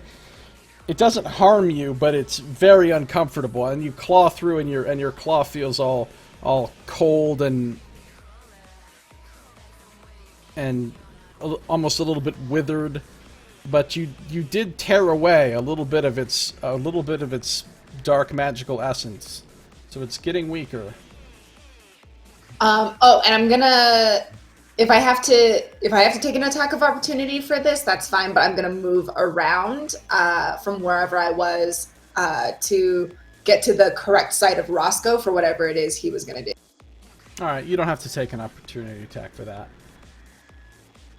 Cool, All right. then I do it. Sardick. In spiritu sanctum, sanctum sanctorum. He's using his regular action to invoke the ritual again. And so you automatically succeed at that. So you have 2 successes now. You're making progress. Life return to the herd, 'cause we're dying. 16 health is restored to Aura. 18 health is restored to everyone. Very nice. Yay. Thank you. Thank you, Nox. You're welcome. Catcher says, "Oh, that feels good."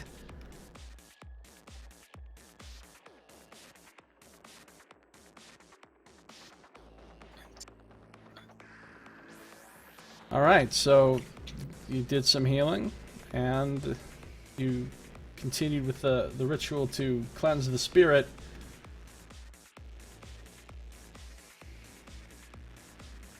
Azar, it's your turn. Alright, just going to chuck another firebolt at it. So that's 15. 15 is not going to hit. Damn. Unless you want to do something special. No, don't want to spend a point on hitting it there, so... Alright, so your firebolt just kind of flies past it as it sort of shifts to the side very smoothly. Because it's kind of floating in the air. It's not standing on actual feet, so it can kind of dart around rather quickly.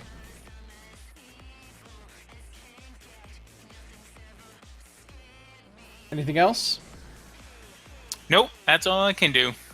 Alright, Ara, you're still scared. Can I see this thing at the top of the stairs? No. You have to come back Okay. down. Like how far down? Like half my movement? Hold on a second. If she's scared, can she even come down towards me? Yeah. That's what I was just thinking. Yeah. Right. Well, the good news is, since it's not in your line of sight, you don't have disadvantage. But yeah, you can't actually move closer to it until the fear wears off. Yeah, so I can't do anything then. You just stay where you are. Okay. Roscoe? So Are you Roscoe afraid? had been, not anymore. I'm now immune to it. Okay. So Roscoe had been in these pangs of fear, and he had this moment of kind of like retreating into himself, and he kind of like stumbled backward, like put his hand on the King in Yellow for a moment, and had this little like vision when he succeeded his saving throw. And this phrase from the King in Yellow kind of came into his mind, and it was, "For I knew that the King in Yellow had opened his tattered mantle, and there was only God to cry to now." And with that, he kind of like opens his eyes, and there's this sort of like intenser green glow than typical coming from it. And in a cone sort of facing outward from him, which hopefully if people moved accordingly should only hit this guy. Basically, he will see the projection of this sort of like spectral, like godly form of like a tattered yellow creature with like this pallid mask with antlers sticking out from it. And Roscoe will say, "You want to do him fear? Then let's see how you handle it." And he will cast fear on this cone, only affecting it, hopefully. So it would need to make a wisdom saving throw. Okay. It doesn't have to save, unfortunately. Immune to fear? It appears to do nothing. In fact, it just Okay. chuckles. It doesn't ever say anything with words, but it does chuckle at you. It was a good try, though. Okay. That is all Roscoe can. Fucker. Alright. Well, that brings it back to the Black and Soul's turn. So now, it's going to do its fear thing again. Who's not immune to the fear? Actually, I am not immune. Ara, Sardick is not fortunately, immune. because you're not within line of sight, this fear thing doesn't affect you. So you don't have to make a save, and your fear has now gone away. But you're nice. not immune. Okay. So who needs to make the save? Sardick and Midge. And that's it, right? And you both have great wisdom, so you easily make the save. So you don't. So now nobody's afraid. And then it's going to scream, and this will affect you, Ara, because you can still hear it. So the scream's going to go off. So everybody, wisdom save. Oh, did we ever figure out whether... Oh, Oh. you need to make another... Because you just took damage last time, too. You need to make another...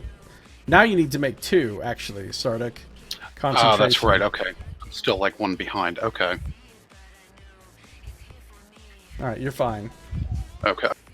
Alright, you burning my second portent, so that's 17, so now I'm... Okay. Where do these saves for the scream start? Roscoe. Yes.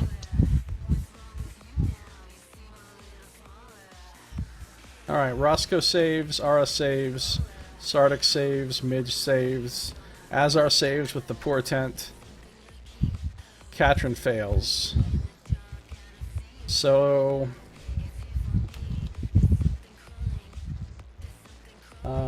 it's gonna be 21 damage for Katrin, 10 damage for everyone else. Psychic.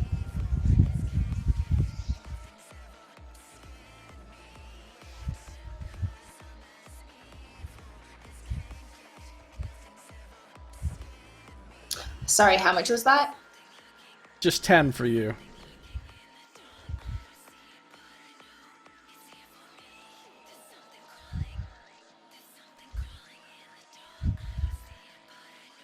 Alright.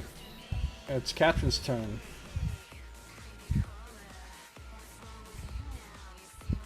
She seems emboldened by the fact that the silver rapier did something. So she's going to stab again, sidling into a position to where she can be flanking, but hopefully not in any cones. Yeah, the cone is gone. Alright, so she hits. The dagger pierces again, and a little bit of the black and blue energy sort of trails away like smoke, and then just breaks apart in the air.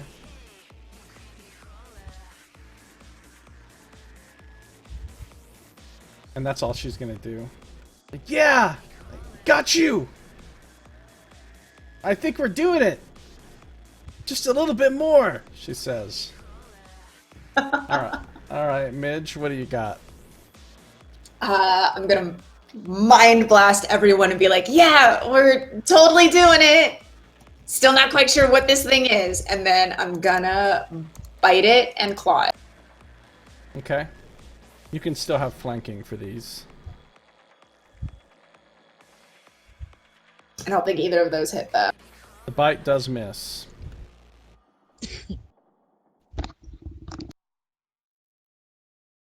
Ooh, So then does the claw misses too. Yeah, Wow. I'll just be standing there. It's just swirling and sort of shifting around in the air, and its whole body doesn't even move. Well, body, quote unquote. Just the parts of it that would be struck just sort of dart and dash as it flows and shifts in the air like a cloud of black and blue magical smoke. And then it chuckles yet again.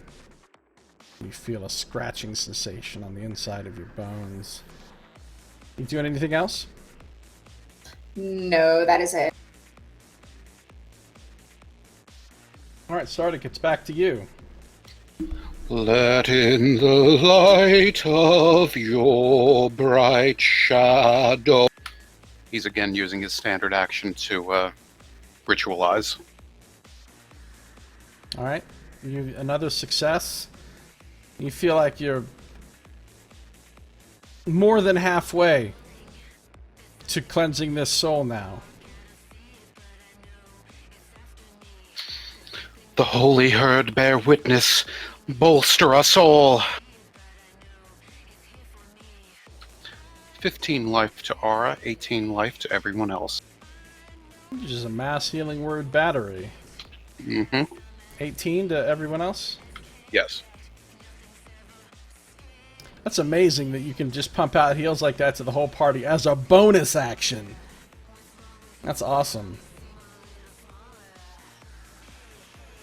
As a bonus action. I think we're probably going to spend another night at the tavern, though, if I had to guess. I have a feeling, yeah. Yeah, because you had to use up a 5th level spell slot just to cast the Raised Dead, too. Just to start this, yep. Alright. So you're stripping away all these shadowy tendrils from this soul, very carefully separating them as you pray continuously to Hathor to purify and redeem this soul. Alright, Azar. Alright, I'm gonna be again just chucking firebolts at it. Alright, I believe in you. Yay! Your firebolt Nice. hits it right in the face. 9 points of damage, which will probably now be reduced to 4. So, again, it just seems to burn away a little bit of this wispy, shadowy material that this creature is made of, but not nearly as much as you would expect from the amount of fire that you just sent forth. but every little bit, you're sort of whittling it down. You do anything else? Again, not too much I can do. You could just run around the room for fun. That's true, I could. Kind of All right. tempted to. Ara, you're up in the staircase now, up in the stairwell. You're no longer afraid. Alright, so I'm going to step down till it's in my line of sight. Not sure or down I'd have to move. Pretty much almost all the way to the bottom. Alright, and I feel like just being a jerk, so I'm going to cast Magic Missile at level 5, which gives me 1, 2, 8. 8 missiles. Nice. God. Yes. Wow. Okay. Because it's a level 1 spell, and then... Actually, yeah. So 3, 4, 5, 6, 7, sorry. 7 missiles, okay. Yep. Well, you don't have to roll. You don't even have to roll anything. You hit it with 7 Okay. missiles. That looks like it took a pretty significant chunk off this thing. Because each missile individually knocks some of its essence away. Magic Missile's like the god spell against this creature. And how much space do I have left to move? A little bit. I mean, you could break line of sight again if you wanted to. I would like to move till I break line of... Okay. And as this sort of amount of trauma is inflicted upon this magical effect, Sardick, you sense that your ritual has become even easier. You think you're very close to finishing it now. But the creature's also getting kind of close to being destroyed. So if it gets destroyed before you finish the ritual, you know that it'll be bad for the guy. Mm-hmm. Mm-hmm.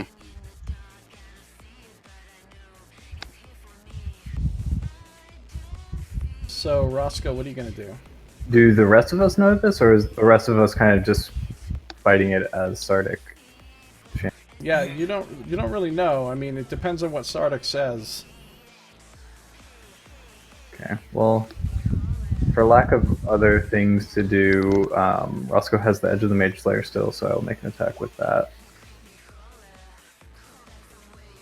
But I think that's just the one hit on it. Alright, so that successfully cuts away a small piece of it, weakening it further. See, it's got the ability that whenever it takes damage, it only takes 1 point. Alright. Blackened Soul again. Is anybody here still susceptible to fear? I guess Sardick and Midge still Yes. are. I am. Ara's out of line of sight, so she's Oh, good. I'm out of the... Oh, yeah. I'm not. Alright, both of you continue to resist the fear with your strong wills. And then, once again, it screams. The scream seems a lot weaker, though. I mean, it's still painful in your mind, but it feels like the torment that it inflicts upon you is significantly muted now. So everybody make another wisdom save.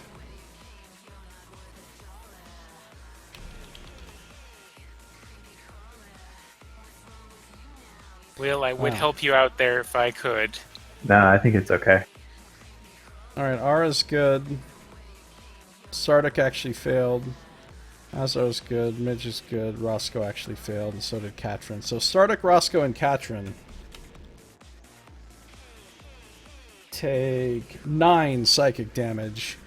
Everybody else only takes 4.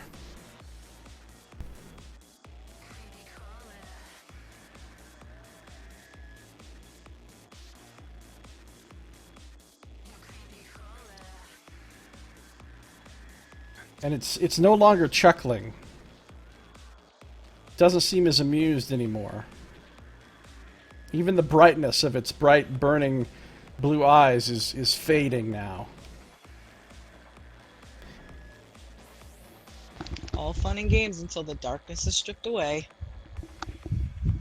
So Katrin just tries to pierce it once again with the silvered rapier.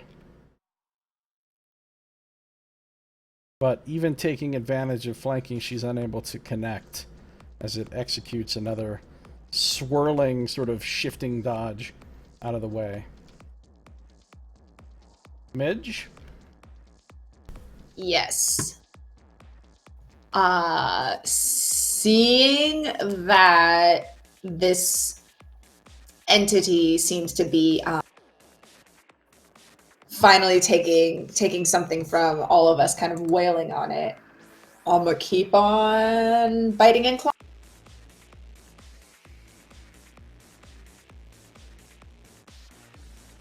Hey. You hit it. And you got a claw coming up too. You don't have to roll damage. Okay.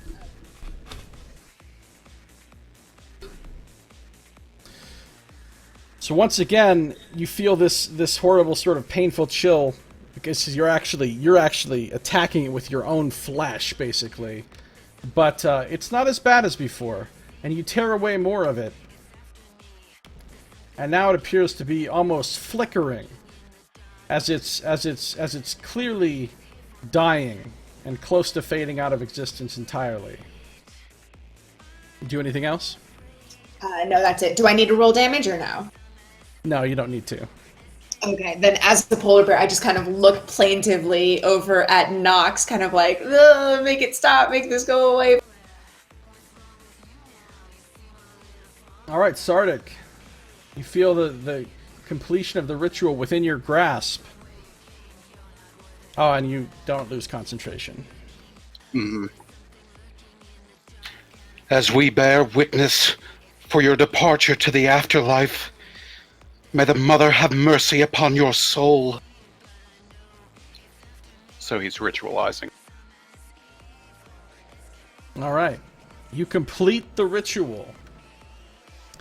And you see all of this darkness, all of this blue and black swirling energy depart from the soul that it had wrapped itself around.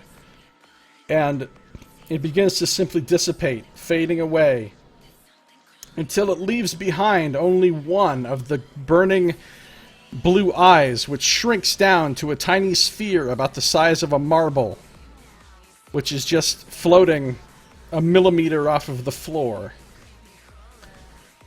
You see the soul of the young man materialize, and everyone can see it now. And he looks to be at great peace, and he's sort of glowing beatifically. And he smiles and he says, "Thank you.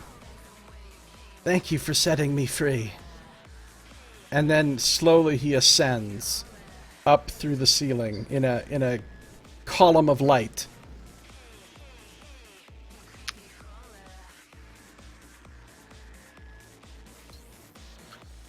And it's over. Sardick smiles as he looks at this and watches him rise and go, "Be at peace. Be at peace in the realm beyond."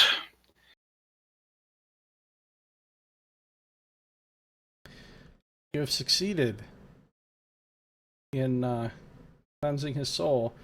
So all that's left behind of this is, and his body, of course, is still laying there, but you can see that it's inert, and you can see that there's no longer any connection between that soul and this body, so that there's nothing you could do now to bring him back to life.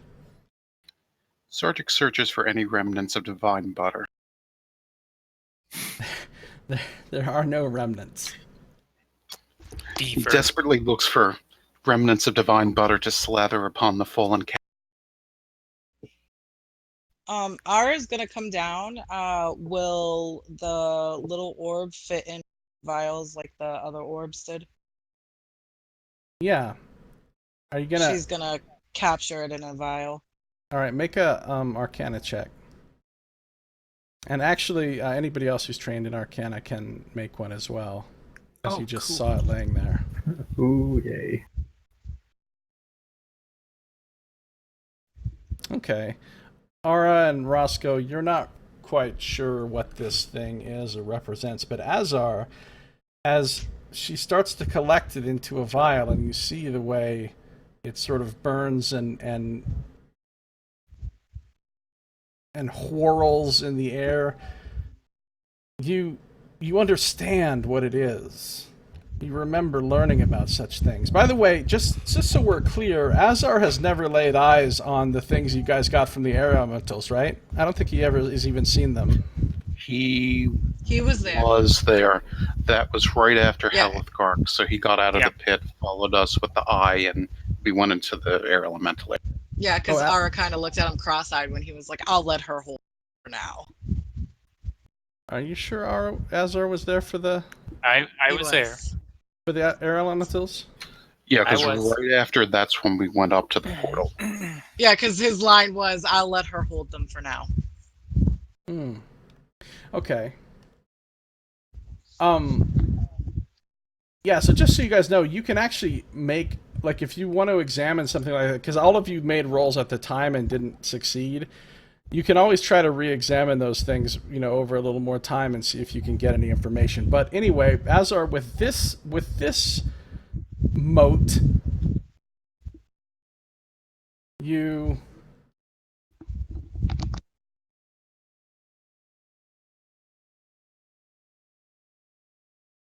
I'm just looking for this in my notes. Okay.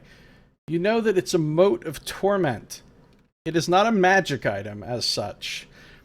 It's more of a consumable thing that you can use. You think that if it's deliberately pushed into one's eye, it will become absorbed into the eye, and the person who does this will permanently learn the cantrip Vicious Mockery, no matter what class they are. All right. I believe actually what you have there is a mote of torment.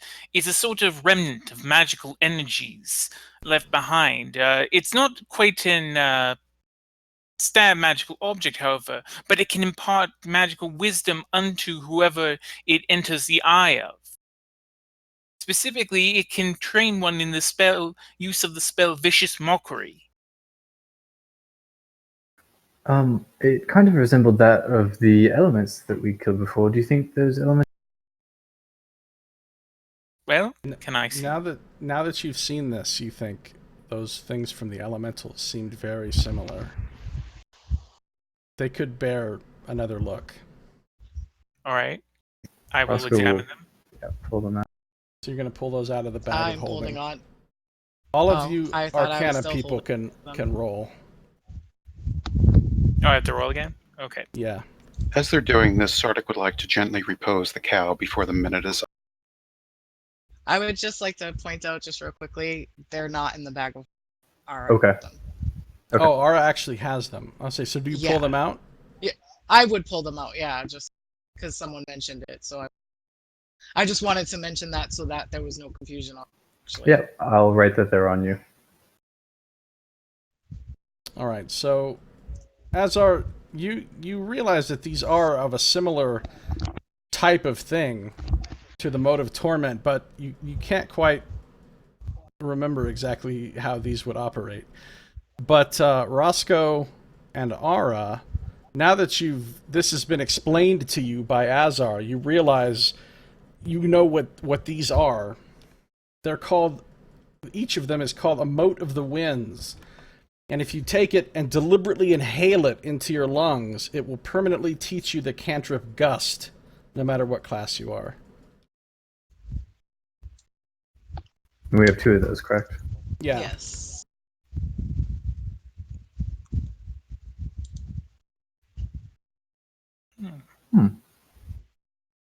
Interesting. Do we want to make use of any of these? Well, as an expert in the arcane, I would rather actually be quite grateful if I could partake of these magical items. You are not the only one who is an expert in the arcane.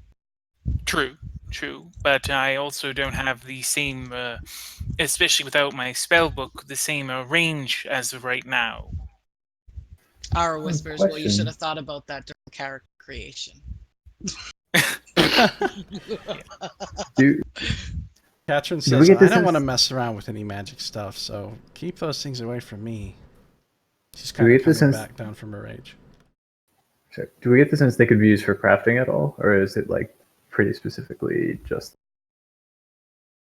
You don't know of any crafting use for them. I mean, hypothetically, anything remotely magical could be used for some kind of crafting, but you don't know of any use for them.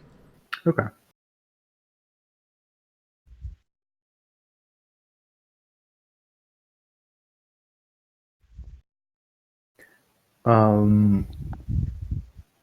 I don't know how to split the Mote of Torment, but if you two are the only ones that want the Mote of the Winds, then I guess you could each take one potentially.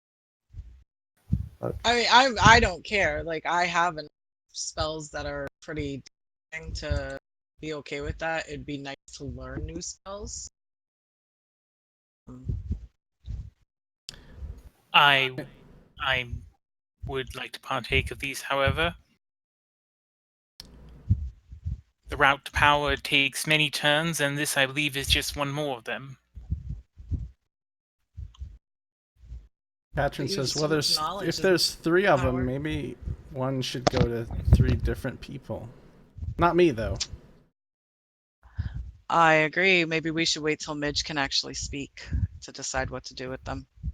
Well, No, wait, I Midge can- can actually speak in talk your to mind. us. See, yeah, and the polar bear like swivels her head to like look directly at you, Aura. Katrin No, says, I say, well, I can speak. totally speak. Well, I So okay. I speak. just can't. I can't. I'm trapped though. I can't do anything else right now. And then as she's saying that, she shifts into a constrictor snake and then into a badger. And now as a badger, she's like, I trust you guys to figure this out. I'm not quite sure what's even happening here. And she like motions with a badger paw like at everything, but then also at herself. Well, I'll just explain to her what they do and ask, as someone who does control some sort of magic, would she be interested in learning something new? Because that's really what it boils down to. Yes. And as she says yes hesitantly, she turns into a giant eagle and starts like flying around the ceiling of this place. But I feel like I've already been learning a lot recently and I don't know how much I can take at the moment. Can we postpone this? And then I turn into a crocodile again and I'm on the Ara is going to put all 3 vials back into her bag. And basically just say we need to wait for Midge to really be able to think about this. Katrin says, am I hearing you in my head, Midge? Is that you? Yeah, that's part of what I can do now. And I turn into a giant A giant what? goat. Giant goat, nice. What happened to you? You're kind of changing a lot. Yeah, it's something that I guess druids go through at a certain time in their lives. No, I was given something by Danae, and she said that it would help me unlock my inner beast. And I guess she meant that literally, because now I can do this. And then I turn into a giant octopus. So I'm pretty sure I'm the only half elf left in the group now. Is that is that a thing? Are you ever going to be half elf again? I think I'm still a half elf too, but also a giant octopus, and also bloop, I turn into a centipede, and also a centipede. Katrin says, ew, don't turn into that. Gross. Turn into It's It's just a reminder of our first day. I can't control it. Huh. Well, you might want to try if we're going back upstairs. Okay. Let me concentrate. Everybody look away. Don't look. I look at her. No, I turned into a bat, but I was trying to turn into a house cat. Wow. I guess but a bat's as a better bat, than I am nothing. I am gonna flutter onto Ara's shoulder and just kind of be like, "All right, I guess this is good enough." So are I'm you one of the gonna cute scritch bats? between her ears. Are you one of the cute bats or one of the bats where when you actually look at their face, it's absolutely hideous? Those are There's both. absolutely hideous. They're so absolutely hideous. They're cute. Yeah, I'm so ugly. I'm cute. Okay. We just had to make the distinction, you know. So a couple of other things also happened. One is when the creature finally dissipated, some more of its shadowy energy flowed into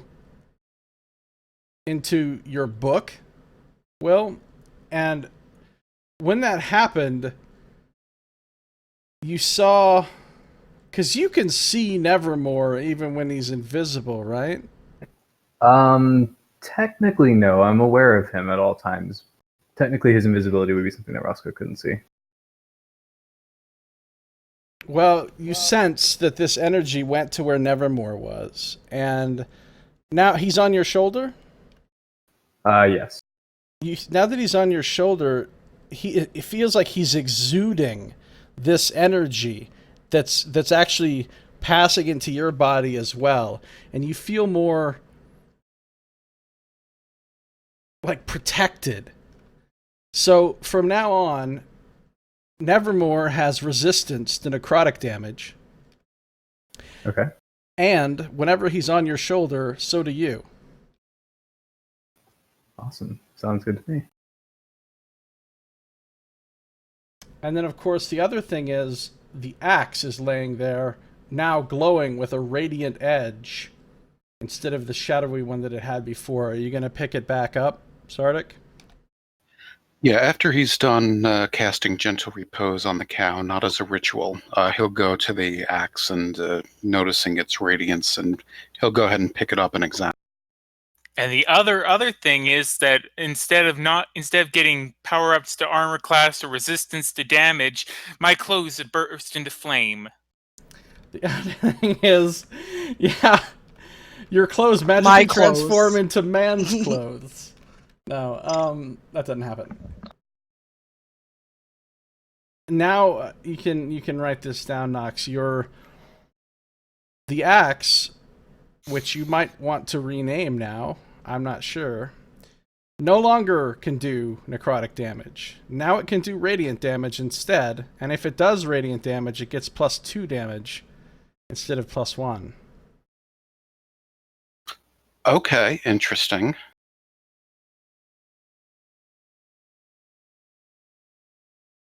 As it has been purified.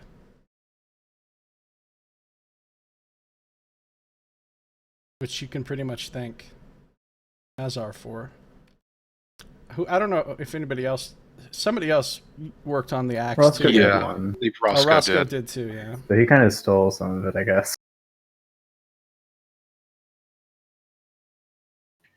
Sardick will kind of turn it over and inspect it and kind of take a swing. I'm assuming it's as weightless as before. Yeah, it's still weightless. I mean, it's not technically literally weightless. Right, but virtually weightless. It's so light that it feels weightless. Gotcha. Like if you let go of it, it will still fall to the floor, but it'll fall like a feather. Okay. Yeah, as he does this, he'll kind of, do that and, swing it around and kind of admire the radiance that seems that necrotic is completely gone. And my thanks for this. It seems stronger and cleansed through this bizarre journey. It's just a shame that the divine agent had to sacrifice himself for this to happen. The cow is laying there looking very dead. Oh, but you did gentle repose the cow. So it's... And he cast it within the minute.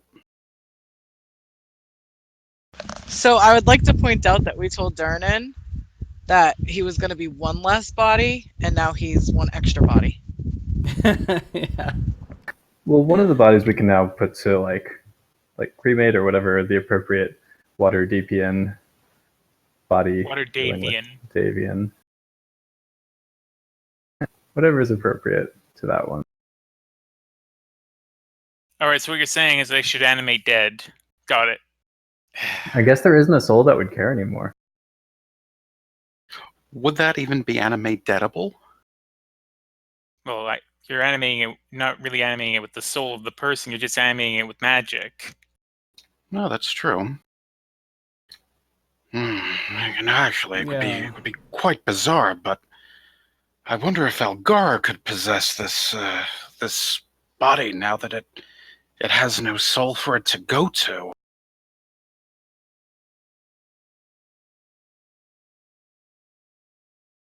Katrin says, well, I don't hear anything from her, so...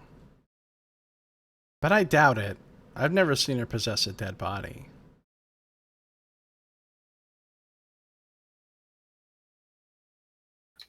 I suppose she probably just doesn't find it fashionable.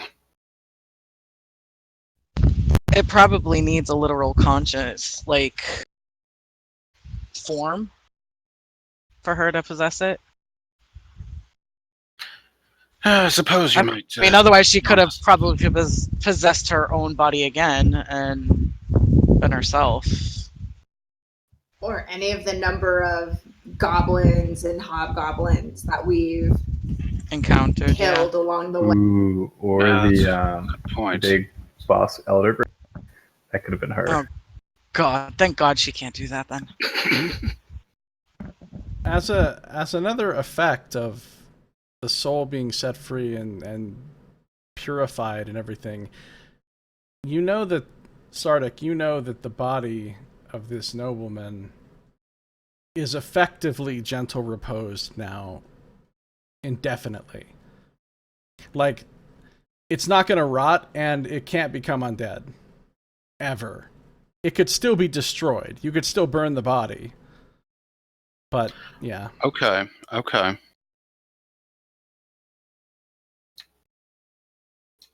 I don't believe this is a corpse proper anymore, so to speak. It's sort of like, ashes to ashes and dust to dust, or, well, in a dwarven case, stone to stone.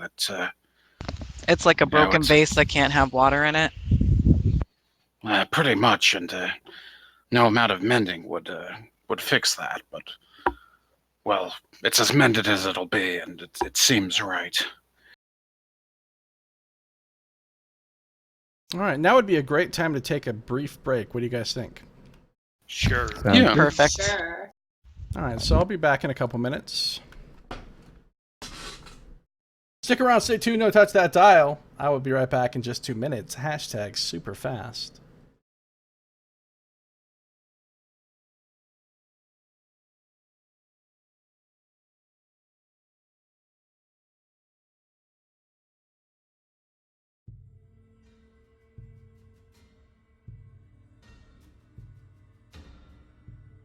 Anyone take any exciting new spells with their level? I got Cone of Cold. Ooh. Which allots me 5 extra damage because it is cold damage. We both have a cone attack now. We should just line them up.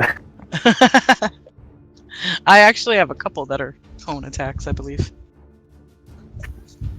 I feel like I don't even know that many. I guess Burning Hands, Cone of Cold. What else is there?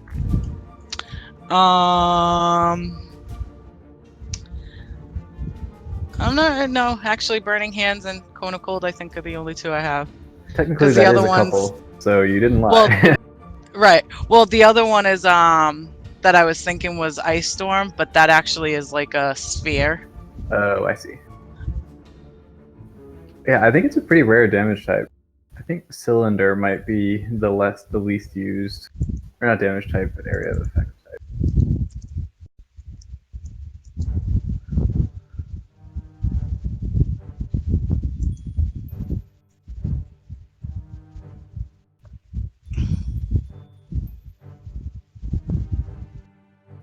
Man, that did not feel like Roscoe's fight. Immune to Psychic, immune to Sphere. All his stuff goes into like one big hit, and that does 1 damage to it. Yeah, that was crazy.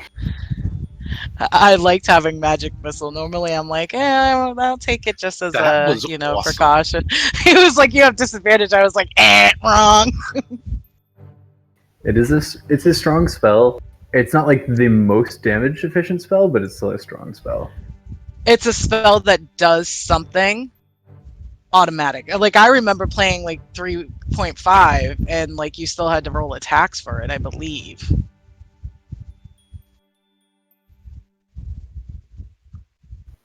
I don't remember it. Wow, I played a lot of 3.5, but I don't remember how. Yeah, Let's see. it's a very reliable spell, which is something that not a lot of classes have, like reliable damage.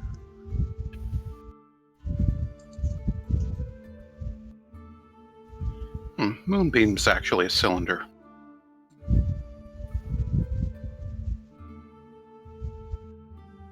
It's just a really small cylinder.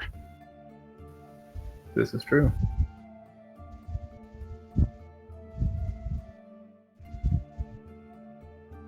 Okay, I'm back. Alright, I'm back. Wait. Alright, I'm back. Welcome back. Welcome. So that was kind of a bonus sort of mini boss fight, or boss fight, I guess. You actually got just as much XP for defeating that as you did for the Elder Grick Alpha. They're both challenge rating 13. Oh, wow. Ah, Plus, you also get an extra 500 XP a piece for completing a hidden quest, which was to resolve the situation with the dead noble, one way or the other. Excellent. I mean, we kind of resolved it 2 ways. We raised him and then killed him again. hence Yeah, all the well, he experience. never really. Yeah, We so just you got farmed him for experience. Okay. He coughed a lot of XP. and died again. There I was hate to be indeed a some- bummer all, but I am slowly fading on this world, so I might go to sleep now if you don't mind. And Roscoe can be possessed and or go sleep as well. Okay. Sorry, good night, it's Will. been That's a thing. fine. Good night, Will. Yeah, have a good night. My recommendation as Roscoe is sell the body parts. Roscoe has them in the bag. And with that, good night, everyone. Enjoy. Hey, Yeah, you still have the body parts to sell. So,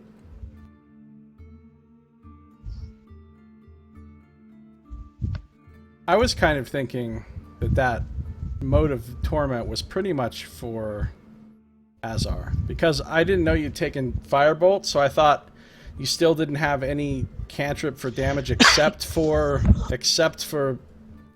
Toll of the Dead, so I figured you'd probably be the one that would use that. well, I'm kind of hoping I'll get the chance to have, because it would be nice to have another damage dealing thing in my repertoire.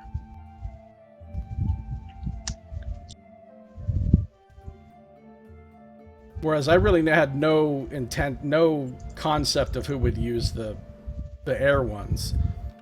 I just put them in there and figured, well, somebody might want to use them. Gust does seem really like a niche kind of spell. I'm not sure exactly what that would be used for in a sense. Yeah, you're not going to use it that often, probably. Yeah, but Azar is one of those people. Literally, his whole thing is power, so.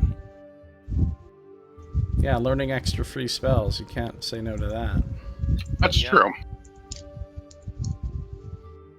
So, what do you guys do in the aftermath of this? What is that? What am I hearing? It's like wind That on the might- mic or something. Oh, that's probably me. I keep muting so you guys aren't really hearing it, and I leaned up and the fan just started blowing on me. Oh, okay. It's my fault. Just out of curiosity, why don't you just use push to talk then? Because I'm on my phone and it's a lot of work to push to I talk. keep forgetting you use so your I phone. mute. Yeah. Yeah, I mute the headphone. I have a button on my headphones, so that's why you guys don't hear it as often. Usually just when I'm talking. Close your Knox. Mm-hmm. It's Okay. actually me practicing Gust. That's it. That worked.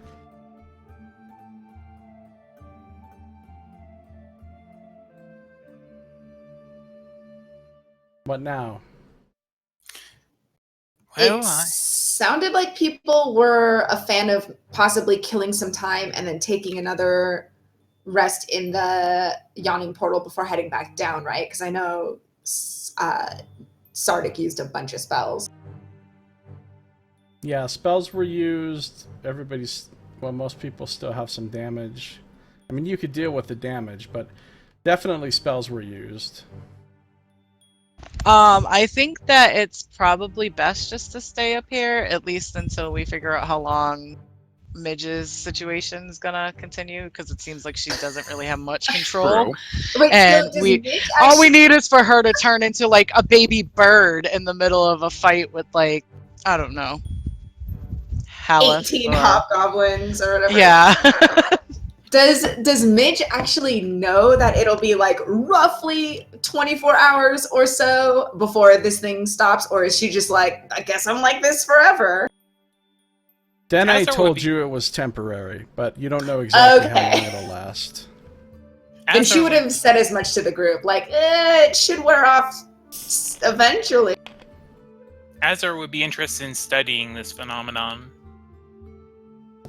Well, I do remember tales of the Wyvern Jack when he went to the Isles of the Emerald Enclave, and he was able to shift between a myriad number of forms, just like that, and he snaps his fingers and it just keeps going on. Was this before or after he met up with the Queen of Hearts? That was before, actually. It's interesting, you know of her. I do, yes. It's quite a calamity, really. The stories from, mostly I know it from the journals of Sadaka, but it's a shame. The child of Hathor and the child of Timor and even the child of Selune abducted by beings of the far realms. It's just an absolute travesty. Indeed. What heartless fiend could possibly have concocted such a calamitous effect?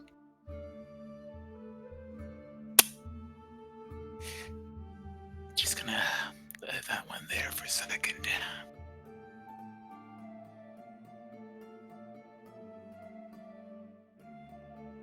Anyway, I'm just deleting all of the inspirations. Nice. No, not really. You're good. well, if actually, Midge, if I could take a quick examination of you, I'd like to see how this is actually affecting you in terms of on an arcane level, if possible.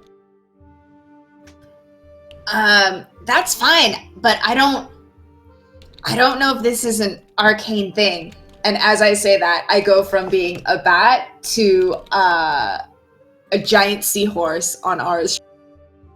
Oh my god, you're so cute! Thank you. I don't even think I know what this thing is. Wait, What am I?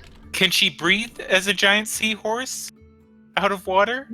This is a great question. I don't know. I don't think so. Yeah, Midge. I mean, she was briefly an octopus. Yeah, but octopus can survive out of water. Oh no, seahorse can only breathe underwater. Yeah, I immediately am like, wait, this is not okay. And then I'll turn into a sturge. A You should- sturge, wow. You should just go to the page on animals in Wikipedia and just randomly just close your eyes and randomly click a And link. just start and just- calling out animals. yeah. Nice. I wonder if there's a random animal generator.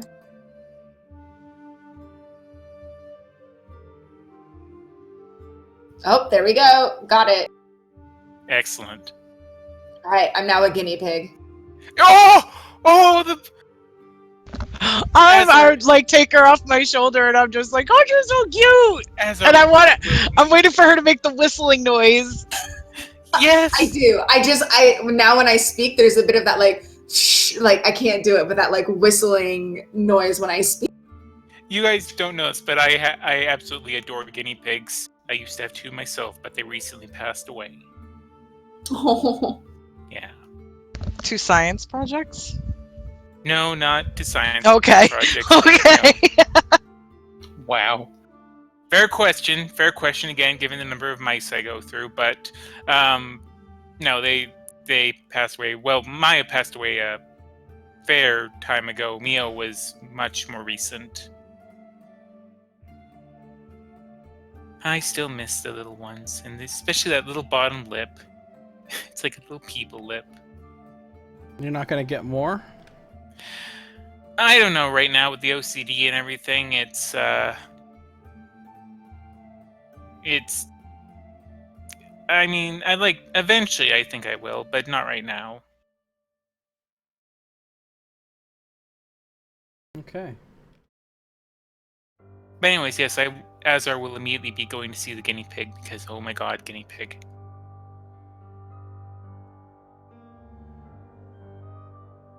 I think we should head back upstairs and inform Durnan. Yeah, that's a good idea. That's my guinea pig voice. And she's doing the little alien whistle noise. Nice.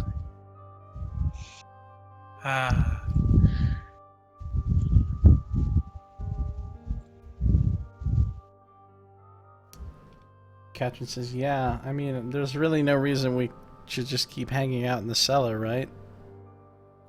Exactly.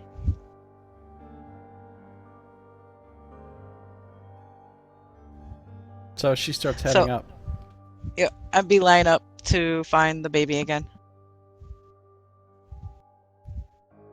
I'm gonna assume that now that I'm small-sized again, I can just be on Ara's shoulder or something as we go. I would have still been carrying you, like petting your little head and... Sardick gently and lovingly pets the head of the fallen cow before heading back up the stairs. Azar will come over to Sardick. It's all right. It's the way he would have wanted to go.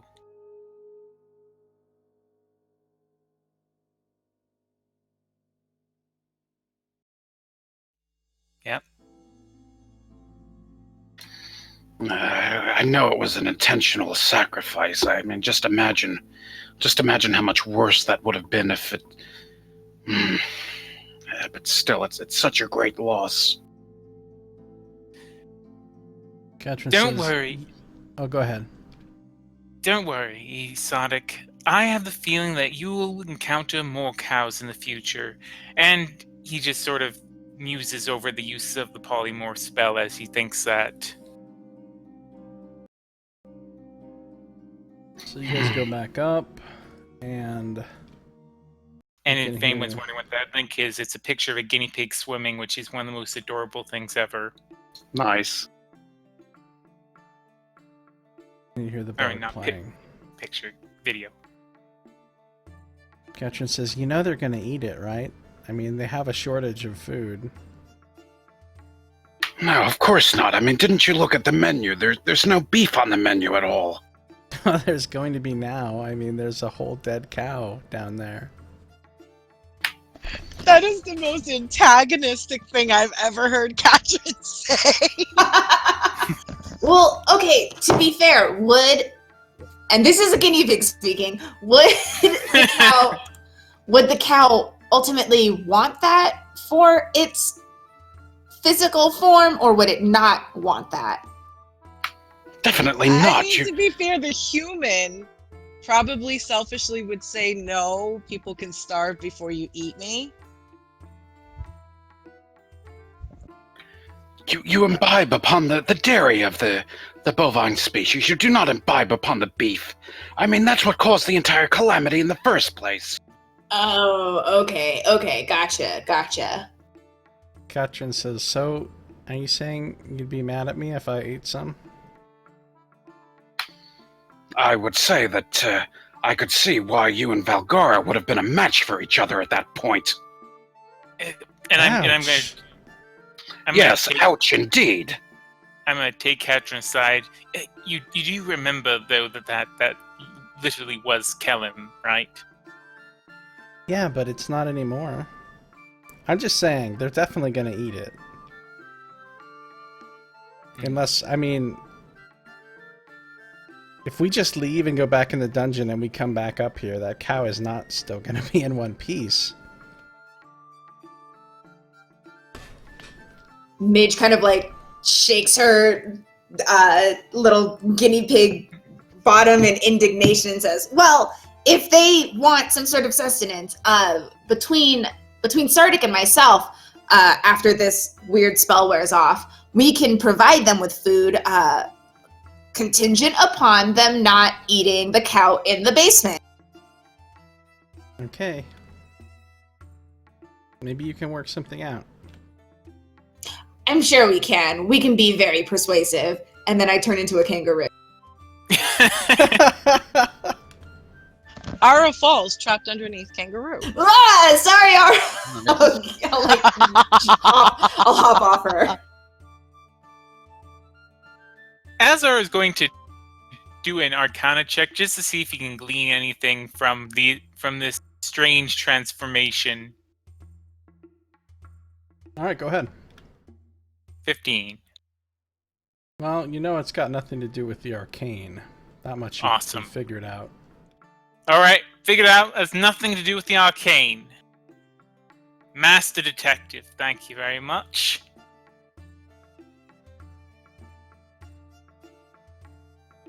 I feel like I still don't know what exact form of accent I want to settle on with Azar. It keeps going in different things. Yeah, it's hard to be consistent with any kind of accent. Well, it's just there's so many accents that I enjoy, and so I don't know. I mean, there's some accents that I'm saving for our other game because I wanted to use them for quite a while. Interesting. Can't wait. Let's just say that Nox's father is going to have a very interesting voice. Ooh. Nice. So what do you guys do?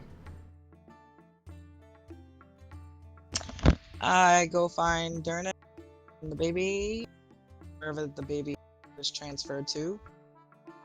I am Alright. going to go with the kangaroo and Sardick.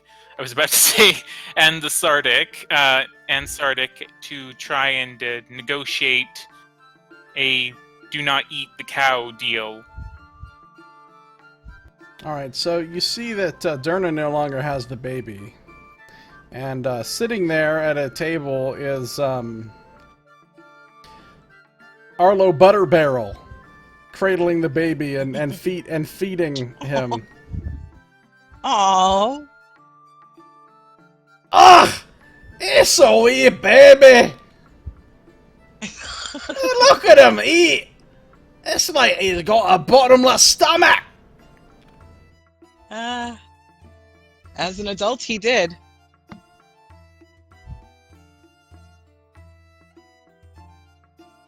Well, it's good to see a little one enjoying what I make.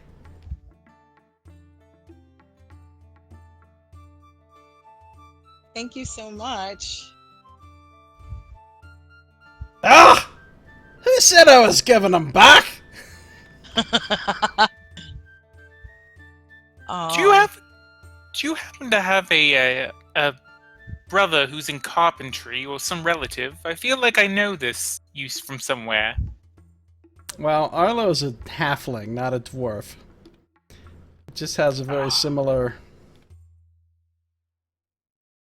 They could have been raised together, though. And then Although sit across we are universes. very, very far away from Kalimshan. Yeah. Good times. Good times. So, Dernan's just back at the bar doing his thing. And he looks up and he says, "Hey, so what in the nine hells happened in the basement?" Well, 7 of the hells. Yes, there's some good news and some bad news. Now, the good news here is that we have finally resolved the situation with the noble. That's done with. What do you mean The bad resolved? Is he back to life? No, he's dead permanently now, but that means the good news is that now we can just get rid of the body in whichever fashion is deemed appropriate. The bad news is, though it could also be good news, because my associates here would like to discuss a certain deal with you. The good news, the bad/good news is that there's also now the corpse of a cow in the basement. So, actually, that's good news for Vic. You can tell Vic that he won't have to clean up cow shit. That's good for him. But my associates would like to discuss a certain bargain with you about not eating the cow now that it's deceased. No more. You took the cow down there and killed it? The cow made Wasn't the that ultimate sacrifice cow to... a person before? Aren't Yes. we all people in animal bodies, if you think about it? Alright, so was you it? realize that as soon as you do that, you have just Everyone can hear broadcast that to everyone in the Oh, tavern. Nice. Oh shit, I forgot. Nice. So Yes. everybody's like looking around in confusion because they don't actually know where it came from. They just hear it in their head. They weren't confused when a kangaroo suddenly came out of the cellar? That's perfectly normal. Things like that happen in the Yawning Portal. Yeah, you know. It's like those jokes, you know, a kangaroo walked into a bar. Ask about the meaning of life. Except for the kangaroo just asked that question of everyone. Exactly. Alright, so if we can dispose of the body, might as well throw him back down the well then. I would What note, though, that he is it does seem like he's under a permanent state of non-decay, so you could keep him up here as a curio. Really? Permanent Yes. non-decay. That is very huh? true.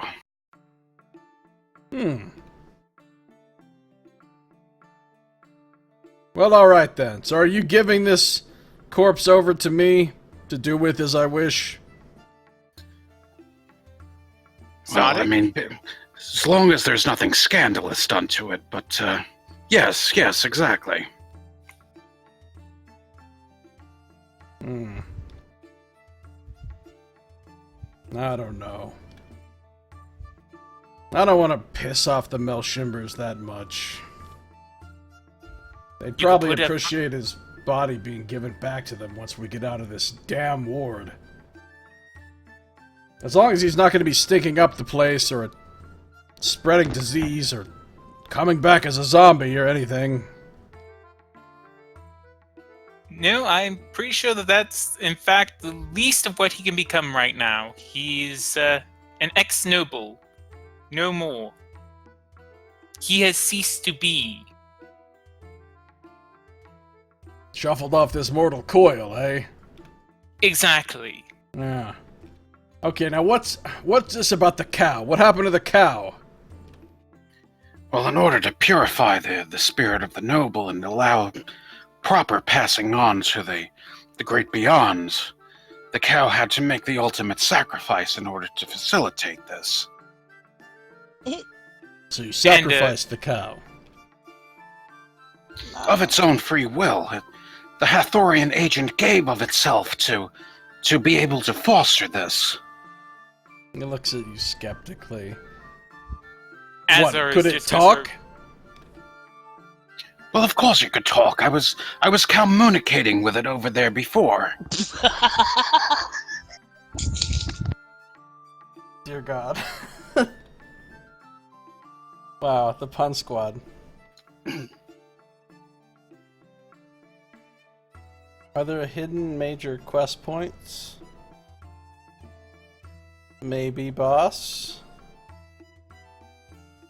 Alright, so you said you don't want us to eat the cow. No, certainly not. Well then, what are you gonna do with it? Well, I mean, knowing me, what do you think I'm going to do with it? I don't know. I honestly can't possibly predict.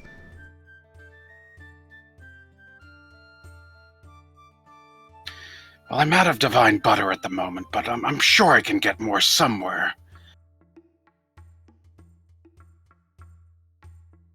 Wait, you're gonna try to resurrect the cow?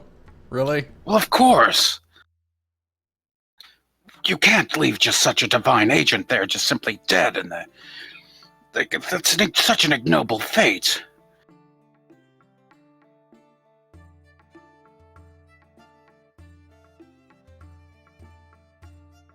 Look, I don't want a dead cow in my cellar if you don't want anybody to eat it. You gotta take it with you down the well.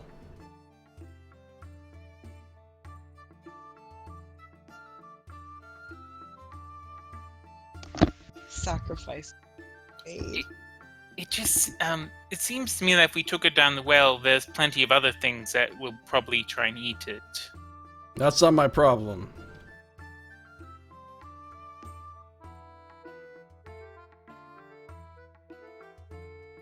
Speaking of resurrections, Sardick's going to kind of frown as he says this. I noticed that, can't help but notice that Maloon's body was still there in the basement. That's right. That's where it's gonna stay until I have a chance to bury him. Once we can get out of here. So you've changed your mind then? You said you were going to have Wicked Wild have him raised. I talked to her about it. She changed my mind.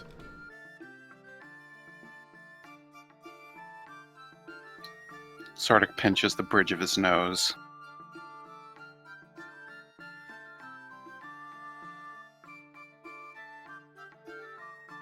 Look, it's not natural raising people from the dead. Once somebody dies, that was probably their time. They're meant to go. Ooh. And Azar sort of making that noise, knowing that there's a member of the party who has died and come back. Well, that is what the masses tend to think. But isn't it ironic that it's so much easier to destroy than to create? It's not that hard to create. Just need a man and a woman. I meant create, not procreate.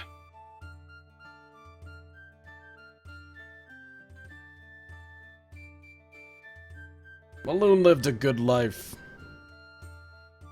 He died as an adventurer.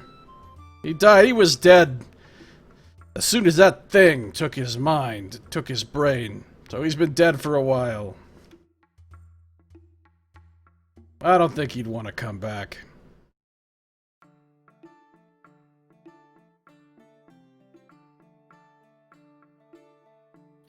Sardick nods as he listens to this and kind of considers.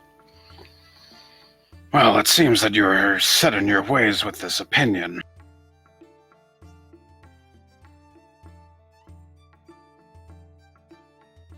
He shrugs. I don't know. I'm not making any decision final until talk to Force Grey. They can decide what they want to do with him.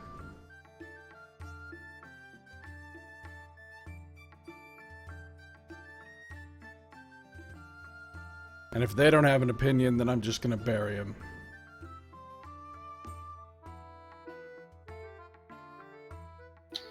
Would you even pay for it, or would you have Force Grey pay for it?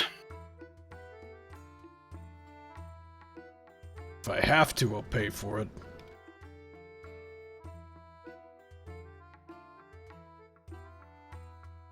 Well, I suppose there's some generosity left. Fair enough. No. Don't be calling me generous. I don't want that kind of rumor getting around about me.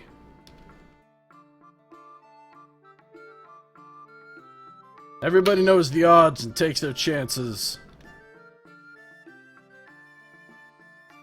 Nobody owes anybody anything.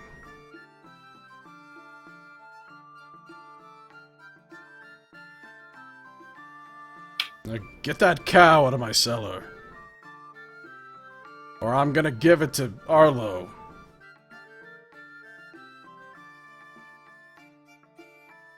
We might have to trade the cow for a baby anyway. Well, there might be safer, more secret places in the well if we have to take something down there. I say to the entire tavern. Nice. So people are now looking over, watching with curiosity. Are you still a kangaroo? I am still a kangaroo, and I've actually like leaned one arm onto the bar, like kind of casually. So now I'm a kangaroo, just like hanging out. Mash comes up. I'm hearing something weird in my head. What is that? It's like somebody's talking. Also, why is there a kangaroo here? I would put my hand or paw on his shoulder and turn to him, and in his head I would say, that's because I'm a magic kangaroo. I'm your friend. He takes a step back, his eyes widen. The What? entire His tavern mouth is hears just that kind of as well. hanging open. Yeah, yeah, everybody within 30 feet of her. The tavern is pretty big, so not quite everybody can hear it, but yeah. God.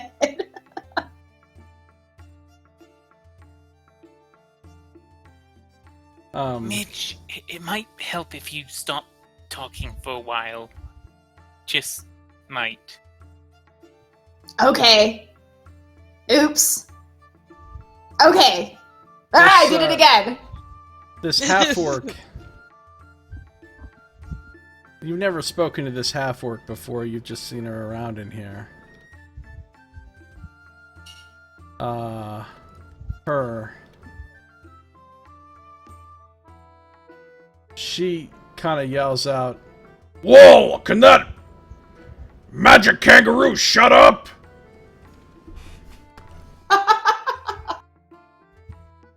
Some of us are trying to drink in peace here. Very quietly, I'm like, sorry. And then and then that's it. And then almost sheepishly, I turn into a raccoon. Okay. A sheepish raccoon. Sheepish raccoon, yes. A trash panda. So what are you guys doing? Am I still trying to get the baby back from Arlo? Nah, he gives the baby back. Oh, okay. After he finishes feeding it. Oh, okay.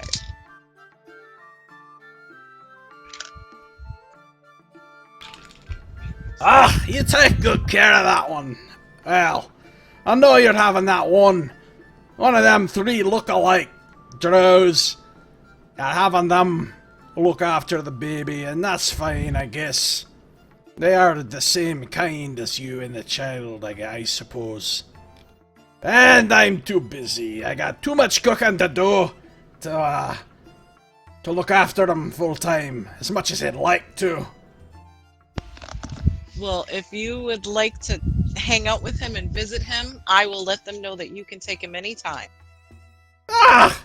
This is mighty kind of you. Thank you. I know that you're kind of trapped in here without your family, so it'd be Aye. nice to have a little one to kind of play with to take that pain away a little. I do miss my own wee ones. I will let them know. Anytime that cook wants to take the baby, you just let him. That's great. Thank you. You're I gotta welcome. say, you're not really like all the stories I hear about, dark elves. There are a few of us that aren't so dark. Yeah, you're a downright decent person, I think. Thank you. Are you I'm trying hungry? I got some good stuff cooking in there. I am pretty famished, actually. What's this I'm hearing about the cow? You might want to talk to Dernan and the others about that. I'm out of that one. Alright. Well, let me go put some stuff together. Thank you so much. Curse. Ah! Back to the kitchen! And you hear him yell out as he's about halfway to the kitchen. Verity! You better not be slacking off in there! There's no response. And he goes back in the kitchen.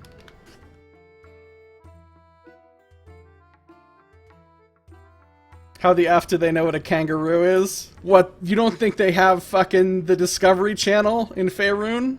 Animal Planet? Oh, that was to Boss Pie in the chat. That wasn't just. Or maybe they actually do have kangaroos. They made it to Waterdeep.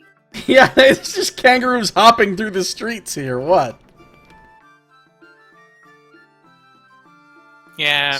You know, we think of kangaroos as being these special animals outside of Australia, but in Australia, they're literally just thought of as vermin, and like they're basically the possum of Australia. I have seen some videos of kangaroos, and they are pretty brutal. That really buff kangaroo that died like a month ago. God. That thing was nuts. Or did you guys see that video of the kangaroo that was like hugging a dog, and the guy came over and like punched the kangaroo in the face? And like the dog like right away like, I'm not going home with you. You punched a kangaroo in the face. Wow. I didn't see any of these videos. It's actually on like the Ozman review. And like he does like the voiceover for it, which makes it just even funnier. But like the guy like goes over to like save his dog because the kangaroo's like cuddling it and like trying to walk away with it. And I mean, this was like a big dog. It was probably like some sort of retriever. And the guy walks over and the kangaroo like stands up straight and he just punches the kangaroo in the face, which is pretty much a fatal idea for the most part. And like it was just hilarious just the way it happened, because he was just trying to get his dog back and the kangaroo wouldn't leave the dog alone. Wow. That's crazy.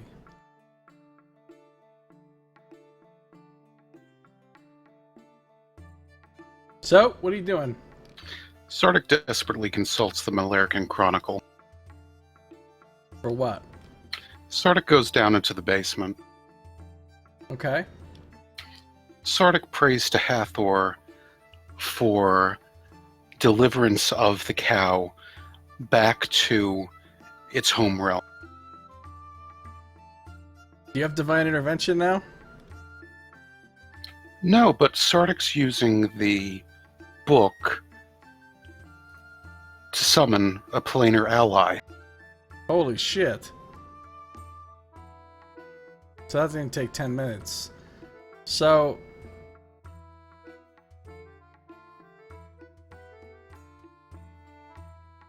summoning... your god, basically. Or beseeching your god for aid?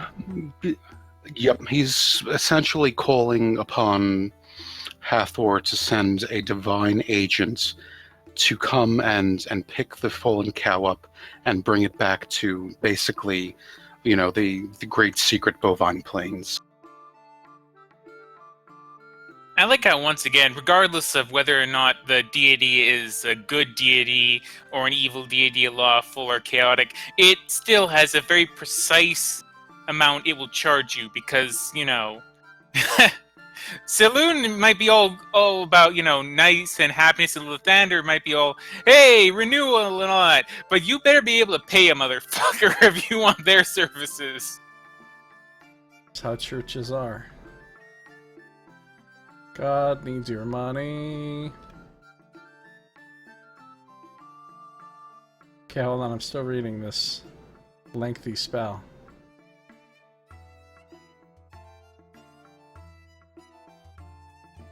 Oh Oh, it might be waived. Okay, so it might be waived. All right. That's what Sardick is hoping for. He's hoping that, basically a great bovine angel will appear and take the cow and bring it back into the herd, and will live happily ever after. All right. So, let me hear your prayer. God.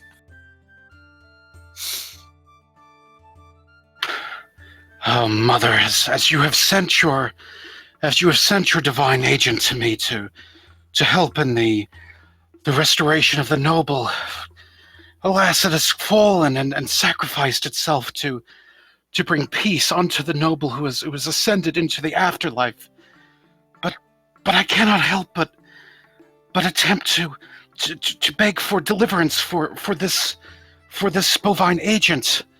Oh, Mother, please just send one more divine agent to come and take this fallen body of this cow, this bovine agent, back to your home, back to the great plains beyond where the cows frolic in the sun.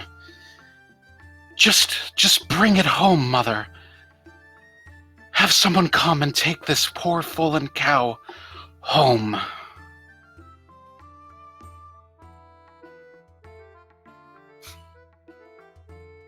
All right.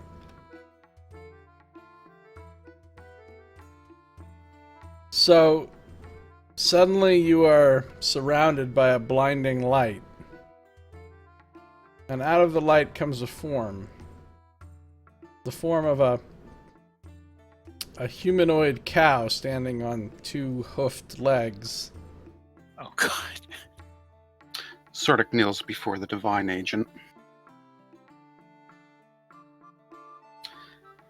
And it... Holy One, please deliver this cow back to the great plains beyond.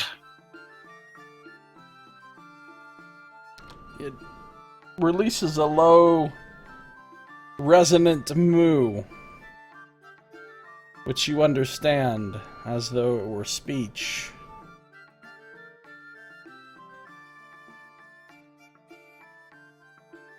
It indicates that this is no true cow, but merely a wicked man, forced into the form of one, defiling the form of one. What? Really? Are you sure? It's not even a wicked man who's been blessed by the nurturing mother to, as a sort of beneficence and changing of the soul. He's still truly wicked. And a man? Yes, it is wicked and must go to its eternal reward. But this flesh, this fleshly form that was created, even though it is but a false shell woven by witchcraft, it is still sacred. I will take this blessed flesh and give it new life in the fields of hay above, where it may frolic with the celestial herd. But the soul of this creature will be sent to where it belongs, to the place that it earned for itself with its selfish, deceptive actions in this world. Thy will be done. May the Mother have mercy upon him.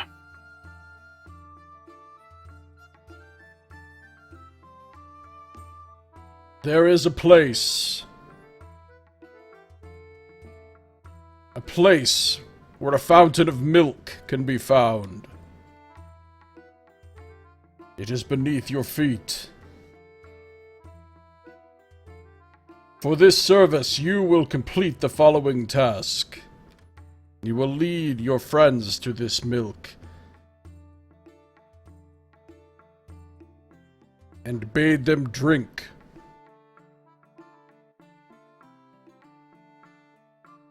And you will drink yourself. Very well, it shall be done. Seek it out. The portent has already shown the way. And as it sort of waves one of its hoofs, a sort of spectral image of the cow itself rises up out of the body. And it and the bovine herald of Hathor begin to frolic together as they ascend. And then you see what is left there. There is no longer any corpse, but you see now the semi-translucent form of Kaleem the Weasel as a human, but he is now merely a spirit. And he looks around in terror, and he begins screaming, but you can't hear any sound. You can just see his mouth opening, and he descends through the floor. And in a moment, they're all gone. And there is nothing left.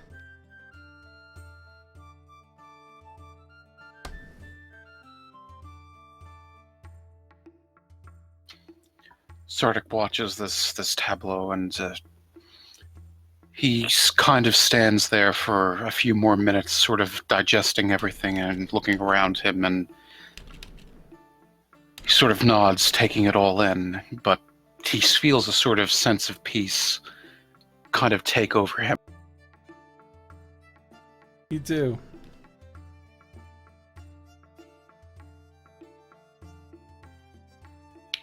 Well, the cow's gone. Eventually, Sardick will come up out of the basement several minutes later, and he'll look at Durnan and go, you don't have to worry about the cow anymore. Such blasphemy is not tolerated by the Mother, and it has ascended to a higher plane. I'm sorry, what? What? It did what now? Yes, the most beneficent thing happened. Oh, I owe it all to... Oh, I owe it, in a sense, to Dumathoin, keeper of secrets under the mountain. The Malarican Chronicle, that dwarf, it all came together. I called upon an agent of Hathor, and a great spectral minotaur, a beautiful creature, emerged and brought the cow to the great plains beyond, where they frolic in eternal joy. Well, Kaleem the Weasel went to where he needed to go, but still, it was quite moving. Azar is just gonna sort of be standing there, just sort of staring. Then he's gonna say, "Well, all right. That raises a number of questions about mind-soul duality and all that, but okay, I'll just take your word." It's already And you there, feel boss. If he had an insanity meter like Roscoe does, that would be slowly increasing.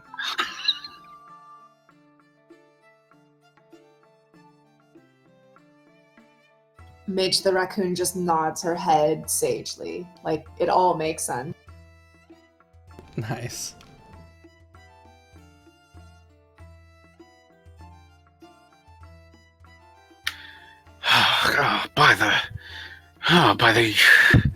Well, I'm quite exhausted after this.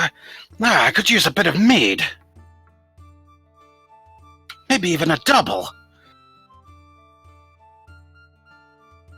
Durnan calls out, Bonnie! This one needs you. I'm gonna go look at this. He goes down to the cellar. I Bonnie. think I'll also join you, Sardick. I think I also need a drink now. Bonnie comes over. Oh, hello there. What do you need? I could use a couple of jugs of meat if you would, a couple tankards. No problem. How about you? She looks at Azar. I'll take an ale, whatever you have strongest on tap. You got it. I'll be right back. She scurries off. What's everybody else doing? Midge, do you want some? Midge nods. What are you right now? I'm a raccoon. Yeah, okay, Bonnie did not ask the raccoon what it wanted. Oh, I noticed that she didn't. Can we also get a small tankard of ale? Is ale alright? Just nod if it's alright. Yeah, Midge nods. Yeah, a small tankard of ale. Can that thing even drink out of a tankard? Maybe I better bring it in a bowl. Have you never seen a raccoon use their hands? They're quite dexterous. No, I've never... Midge Don't would. they have one. opposable thumbs? I think they have, yeah, like full little hand situations going on. Well, they don't have opposable thumbs, but they do. They can. I've seen raccoons They can definitely firsthand. pick something up and drink it. Yeah. Yeah, I've seen. Wow, them. that's impressive. Yeah. Well, I know that like they like shiny things, and the way that And garbage. well, the way that they used to get caught was people would drill holes inside of like tree trunks and nail like can tops, and they would put their hand in, and it would be enough room for them to put their hand in, but when they but clasped their refused hand to let around it, go. they Yeah. couldn't pull it out.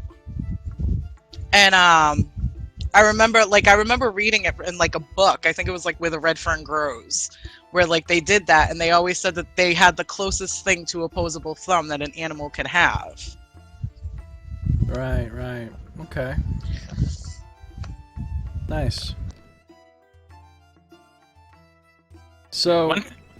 One thing which a lot of the people around here get pissed off about is that raccoons will come up and they'll freaking get into the hummingbird feeders. Like they'll actually unscrew the bottom of the hummingbird feeders and begin drinking from them. That's awesome.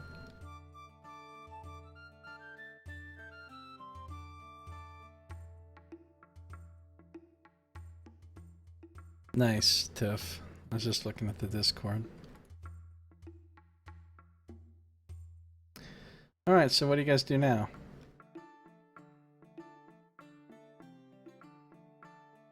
Sardick's having a drink. He's wiping sweat off his brow.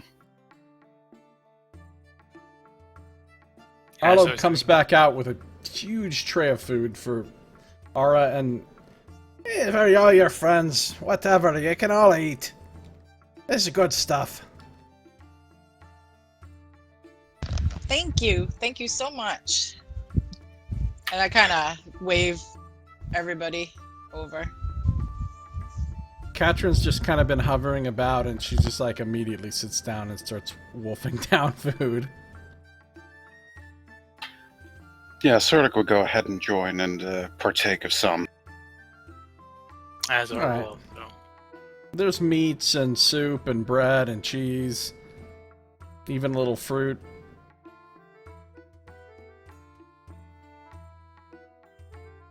This is real food too. This isn't spiced up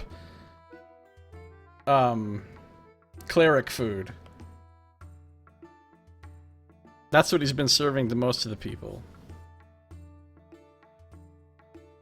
This is literally the first thing I've eaten in days that was not a good berry. Thank you for those, by the way, Midge. Midge gives you a thumbs up. Oh, wait, yeah. Whatever. A A raccoon trash thumb panda is. thumbs up. Yeah.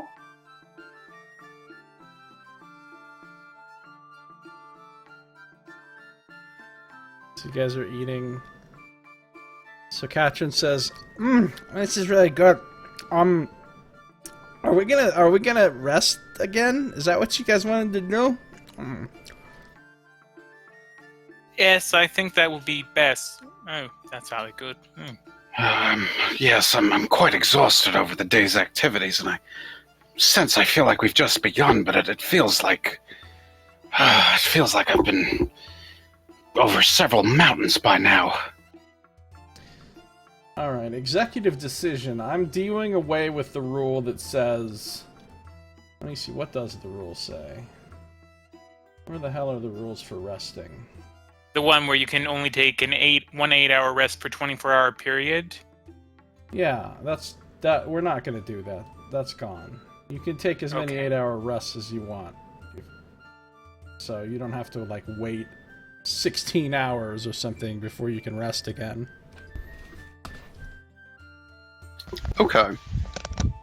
Yeah, that rule doesn't really make a whole lot of sense. I'm not even really sure what gameplay purpose it serves.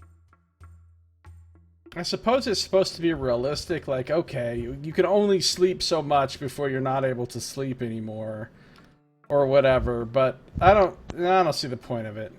And I can tell you from real-life experience, I'm capable of sleeping a hell of a lot more than 8 hours in a day. True.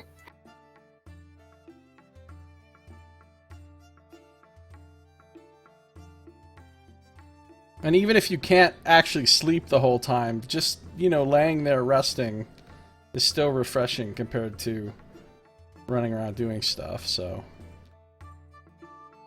So, Sardick, did this ethereal being which you contacted, what exactly did it say and do? Did it require anything? I've read much about how extraplanar entities often require payment in return. Well, yes, it did bear a message. It spoke of a great fountain of milk that lies below, that's through the trail of portents, and I've seen it. That's the familiar, Tamar Blastwind's familiar. It points up to the north, to the realm of the Undertakers. Somewhere up there must be a great fountain of milk, and it's bade us to drink from it and partake and enjoy its splendor. What's Roscoe been doing, by the way? Well...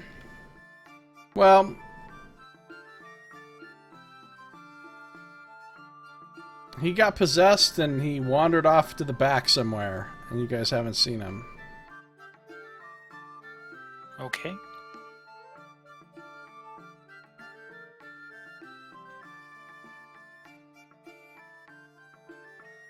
God knows what Valgara is doing.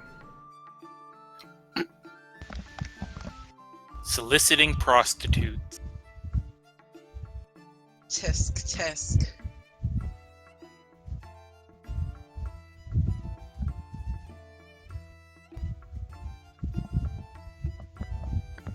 There actually aren't any of those in the Yawning Portal. At this time. At this time.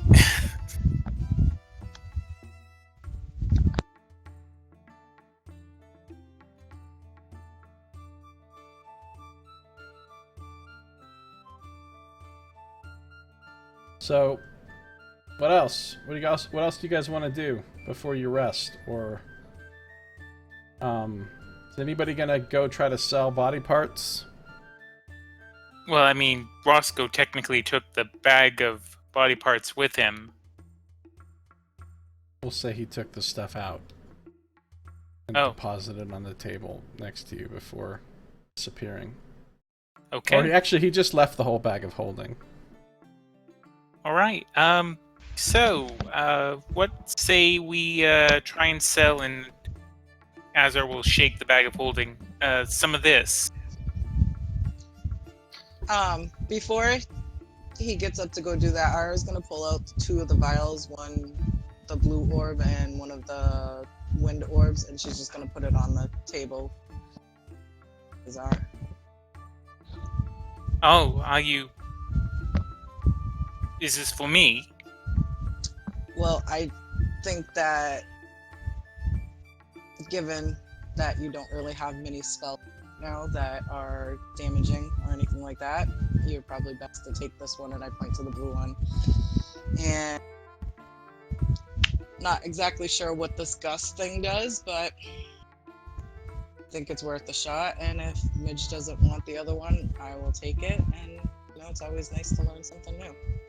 That spell Good blows. luck with it. It does. Nice. The spell blows. All right. Well, Azar is going to uncork the bottles then and swallow the gust from one and place the other in his eye. And he's Alright, just going to...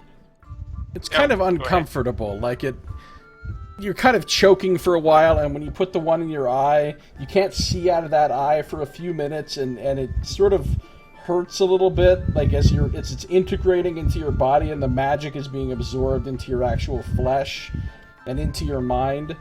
But after a few minutes of discomfort, you feel the knowledge sort of settle into your mind, and you realize that you could now cast these two spells. Excellent. Right. Appears to have worked. Slightly uncomfortable, but there you are. That looked like an eyesore. That it was. That it was. Right. And I'm gonna have to do that. And Okay. just outside of character explanation, Ara knows who you are, but she's had a hard time trusting you, and figures at this point it's probably time to try. So that's why she handed over the orbs. Well, Azar is grateful. And Azar too is also, you know, he was how many years a slave? And on top of that, I'm a drow, so that doesn't Yeah. help, I guess. Anyways, so I'll go and Celis, if anyone wants to accompany me. Sure, fair enough. All right, and see- I guess we're... You see Danae up there. She's been watching your group the whole time. Mostly she's been watching Midge. This is getting a little But she's not like beckoning or in any way motioning for you to come to her or anything like that. She's just watching. It's still uncomfortable. Like, did you have something else better to do, lady? I feel like Midge is cool with it as a raccoon. She kind of As a raccoon. I kind of I figures feel out- like she's the female version of Rocket right Take a look in the Discord. Yeah. Oh god. But yeah, like Pretty she much, yeah. she trusts Danae enough to be like that person must know what they're doing, and I haven't died yet, so I'm gonna ride this out. Is kind of like her state of mind.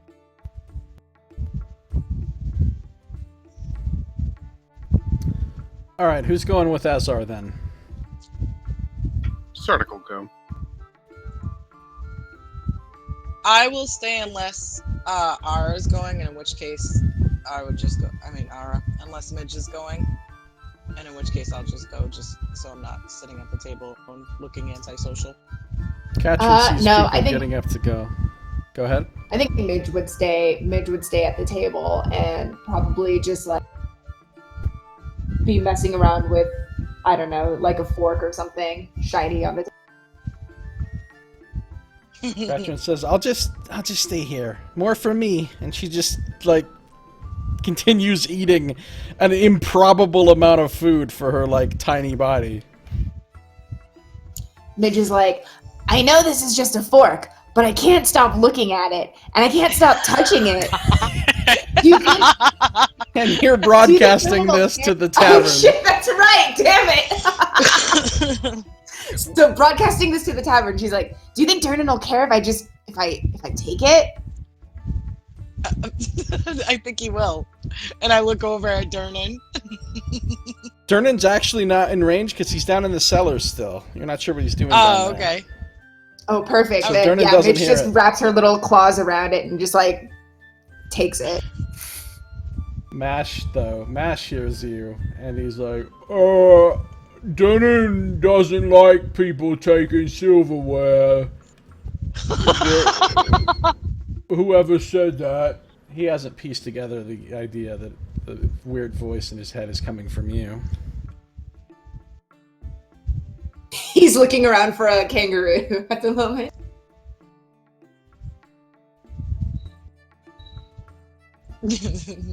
Alright, so you guys go up to see Danae. And she has all of her little jars and vials and tiny bowls and things perfectly lined up on the table, you know. And as you walk up and the table shakes a little bit, something moves slightly and she just adjusts it right back to its perfect spot where it's supposed to be. And she gives a very small smile and a slow nod as you approach. Welcome back! Yes. Hello. We're here to sell some items that we managed to acquire in our journeys in the dungeon.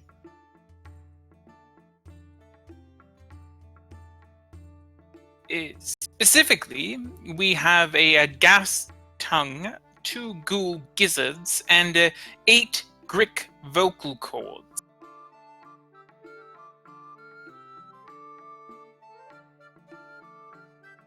Let me see these things.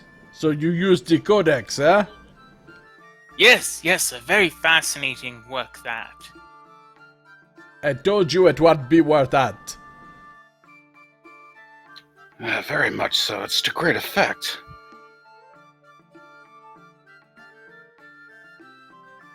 So you lay out the... You know, these things, you've got these things all wrapped up and preserved according to the instructions. So you're gonna put out the gas tongue ghoul gizzards and the Grook vocal cords. What about the pristine elder Grick heart? Sardick, do you believe we should sell that or keep it for later? Well, I believe we might as well sell it. I mean, the might of my Hathorian faith was able to take down that barrier. I'm sure it'll be able to do it again, if the need should arise. Very good. We also have this, and very carefully and gingerly, Azar is going to reach in the bag and pull out this, what I can only imagine is an enormous heart. Yeah, it's pretty big. Although it's, you know, kind of shriveled up because the creature had become so subsistent on... Is that even a word? So subsistent on the necrotic energy to maintain its life. So that its heart is kind of shriveled and blackened, but it's still pretty big. Yes, this beast, an enormous beast, actually. This is its heart, the heart of an elder Grick.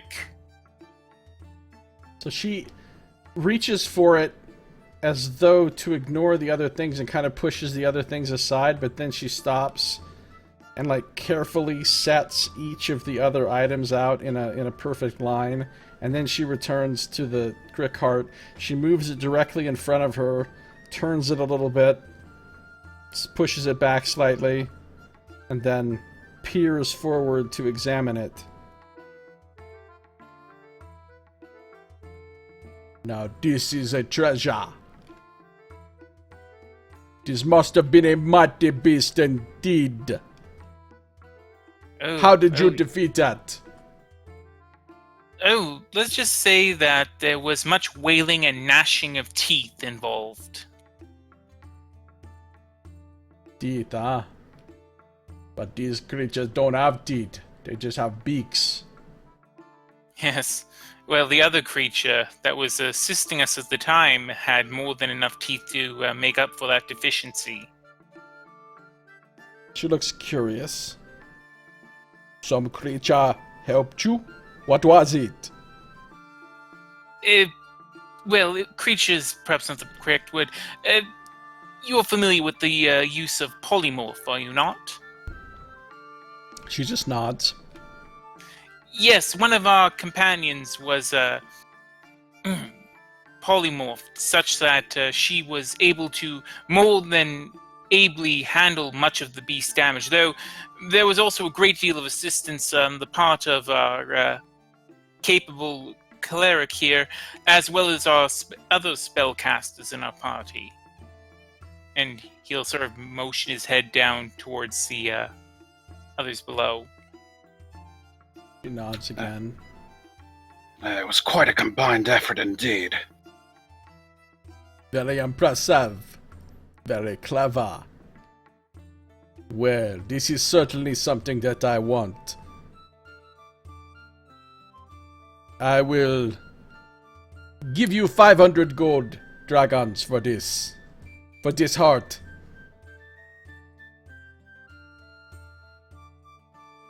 Oh. And to Azar's knowledge, is that a good price for it? Honestly, you have no concept of what something like this would be worth or would sell for. But, sounds like a lot. I mean, typically, most, like, creature parts that are just used for components and stuff are pretty darn cheap.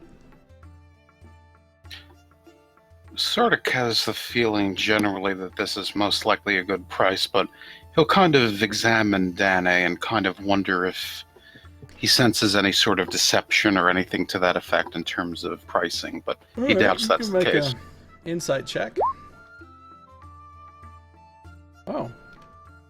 Yeah, you think she's dealing with you very straightforward.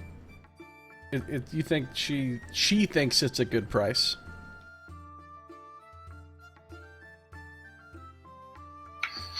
I dare say that's quite a decent compensation for such a rare thing. Well, very well, if my companion believes it to be so, and I've always known him to be a good judge of character, if a bit odd,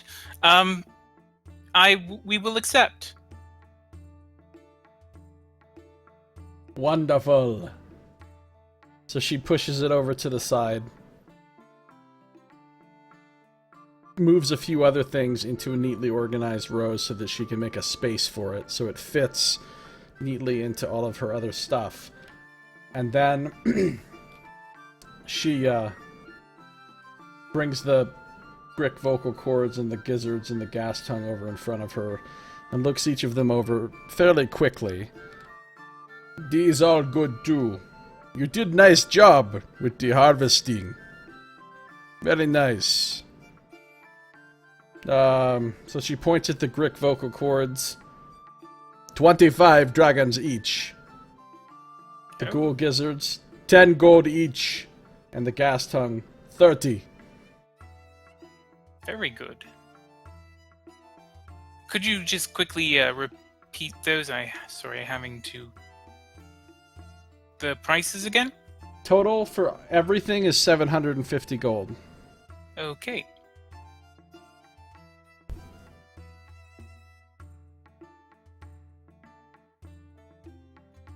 Yes, that sounds very good. We will accept. Indeed. Very well. I'm glad you're getting some use out of the book. Keep bringing me more things. And I will keep giving you the gold you want. But Midge didn't go up there, right? No, she's still looking at forks. Right. She says, how is your animal friend there? She kind of points down in the general direction where Midge was.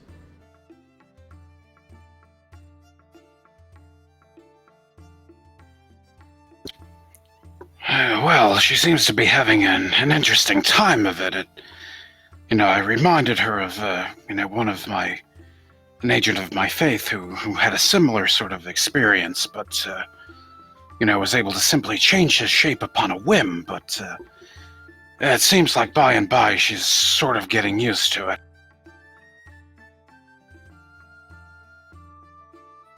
She will adjust.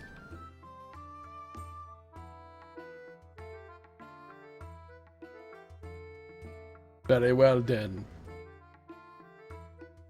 Do you wish to see any of my wares? I believe I am good for the moment, Sardick. Sardick will kind of take a passing look over, sort of politely look over her wares as they.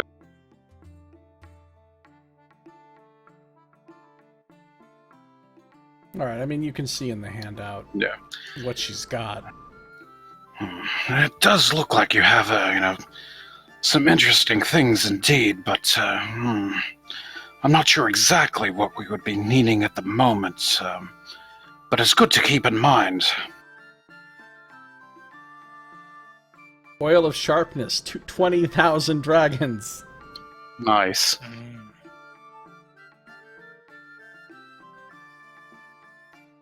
Holy shit. Even a potion of invisibility is 17,000. It's no joke. Hacks. Yeah. Especially considering that Damn. invisibility, while useful, isn't that amazing of a spell. It's only a second level spell. Yeah, I wonder if that should be like greater invisibility or something. I wonder if the potion does that already. I'm not sure. I'd have to look it up in the DMG. But,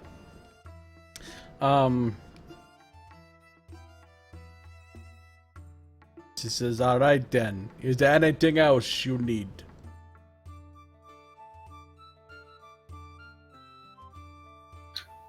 No, I believe that's it. There's nothing else I can think of.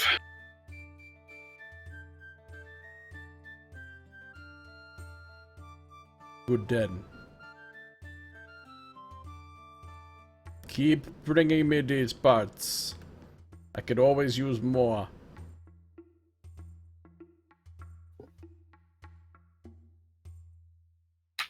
Yes, most definitely. We'll definitely be keeping that in mind as to what we encountered down there. I'm going to add this to the quest. Because once you sell her enough things, you get a bonus, and you get XP as well. So I'm keeping track of everything. Nice. It's the same thing with Obaya Uday. And I went back and I actually listened to the video from when you dealt with her, and you guys did sell something to Obaya Uday. You sold her that Netherese button. A common item, which you got 10 platinum for from her. So you've sold her one thing. But now, you've sold Danae several things. Intellect Devourer Gland.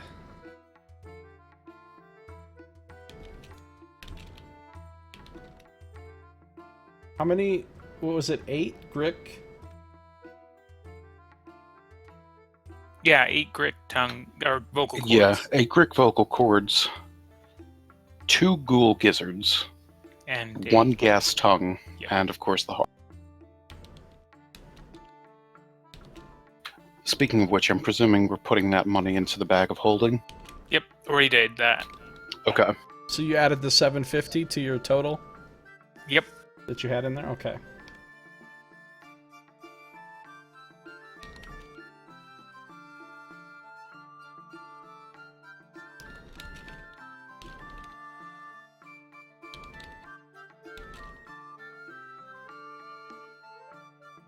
Alright. Cool. It's been written down.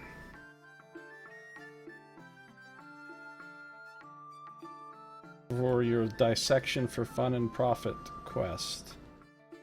Excellent. Alright. So do you guys leave her now, or do you say anything else to her? No, I think we've dealt with her. So I think we'll take our leave. All right. Well, you guys are sitting on a decent chunk of money now. Did you want to buy anything from any of the merchants?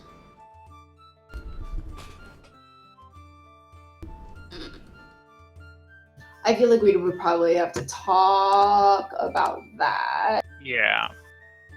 But if we do it like next week before hopping back down the well or something, that'd be fine. Oh, let's not hop. Carefully make our way back down. Carefully Alright. descend. I was gonna say. No. So at this point, I'm good with just jumping time, saying you rested again, whatever, unless there's something else any of you particularly want to do prior to that. Nope. Nope, I'm good with just jumping time. Although I believe we might be the next level, if that was really the XP value of a Elder Greg. No, because it's divided up, so it's only Oh, right, 1,666 each. Gotcha. Plus- So what are we at now?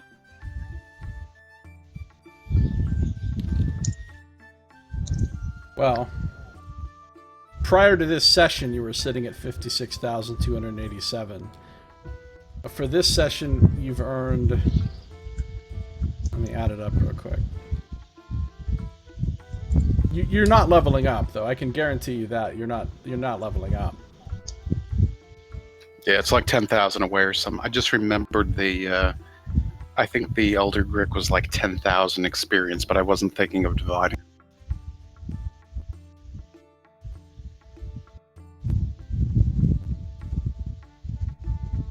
So, after you rest, is there anything special that any of you want to do?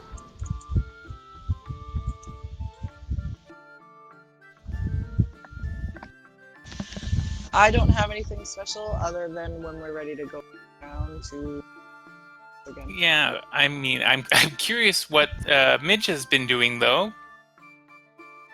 I'm just shape-shifting, and if we're resting, then just hanging out. She's not, like, trying to get into anything. Yeah, I Turns mean, I'm into a thinking whale. Sardick would probably just sort of check on Rasavi, make sure he was fine after having teleported out of the room, but I'm thinking that's probably otherwise it. Yeah, he's fine. Okay. So- He's pleased to see that you guys made it up okay. Yeah, I feel like as we were walking back and forth between the second tier, sort of give a deep nod of acknowledgement, that kind of thing. What did you guys do with the other Mode of the Winds? They, Midge and Aura are going to decide between them if one of them wants to use it. Okay. Yeah, I'm still holding on.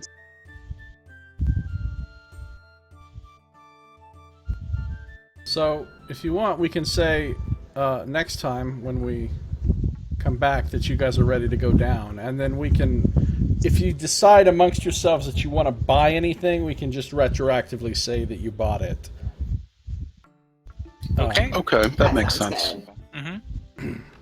So, you're pretty much ready to go back down, right? Unless, like, that's what I'm saying. Is there anything else any of you want to do up here before you go back down? No, I'm ready to go back down. Yeah, I don't think Yep. so. Okay. Well, in that case, it's a good time to call it for the night then, as you're getting ready to redescend. And you did good this time. That was a little challenge for you, unexpected challenge that you had to deal with there, but you guys handled it well, and you've made some money and such. Yeah. Oh, I should. Well, I keep forgetting to do this. No, Twitch. I mean, not Twitch. Discord. Don't pop up messages while I'm trying to do things. Okay. 11. 5, good. Those will be good for screwing up someone. Oh, an 11 and a 5. Okay, good. You're writing those down, right? Yep. Awesome. So the XP for the session is quite high, actually. Quite high.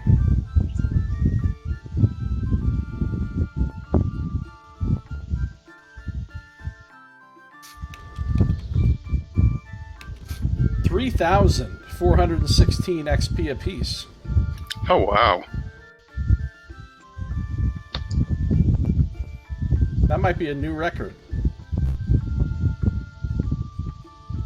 Yeah, I think it is a new record. Wow, that fan is no joke. Yeah. Oh, sorry. It's actually on low, halfway across the room. That's the funnier part. It doesn't pick up my mic doesn't pick up my voice, but it picks up the fan. That's funny. Yeah, it sounds like the fan is right next to the mic. So your new total, 3416 plus new total's 59,703. Nice.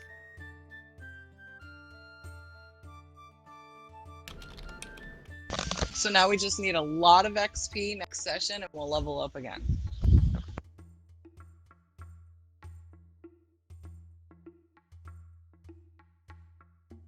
Yeah, most likely it's going to take you guys 2 more sessions to level again. Most likely. True.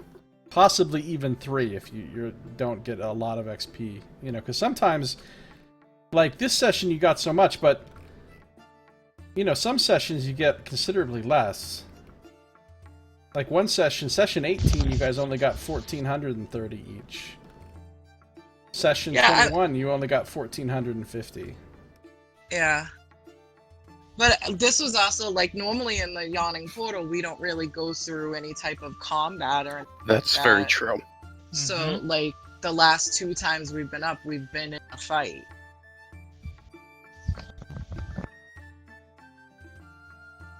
Right. And you guys have 8 in the inspiration bank, plus you all have your own inspiration still. So that's still lots of inspiration.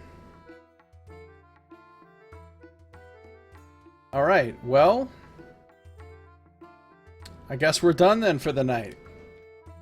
Nobody else has anything pressing that they want to do, right? No? Nope. No, I think we're all good. Alright, let me do my little outro here and we'll wrap things up. So that's going to do it for this episode. Thank you so much, everybody. Thanks for watching. This has been Josiah Plays Dungeons & Dragons Beneath the Yawning Portal, Dungeon of the Mad Mage.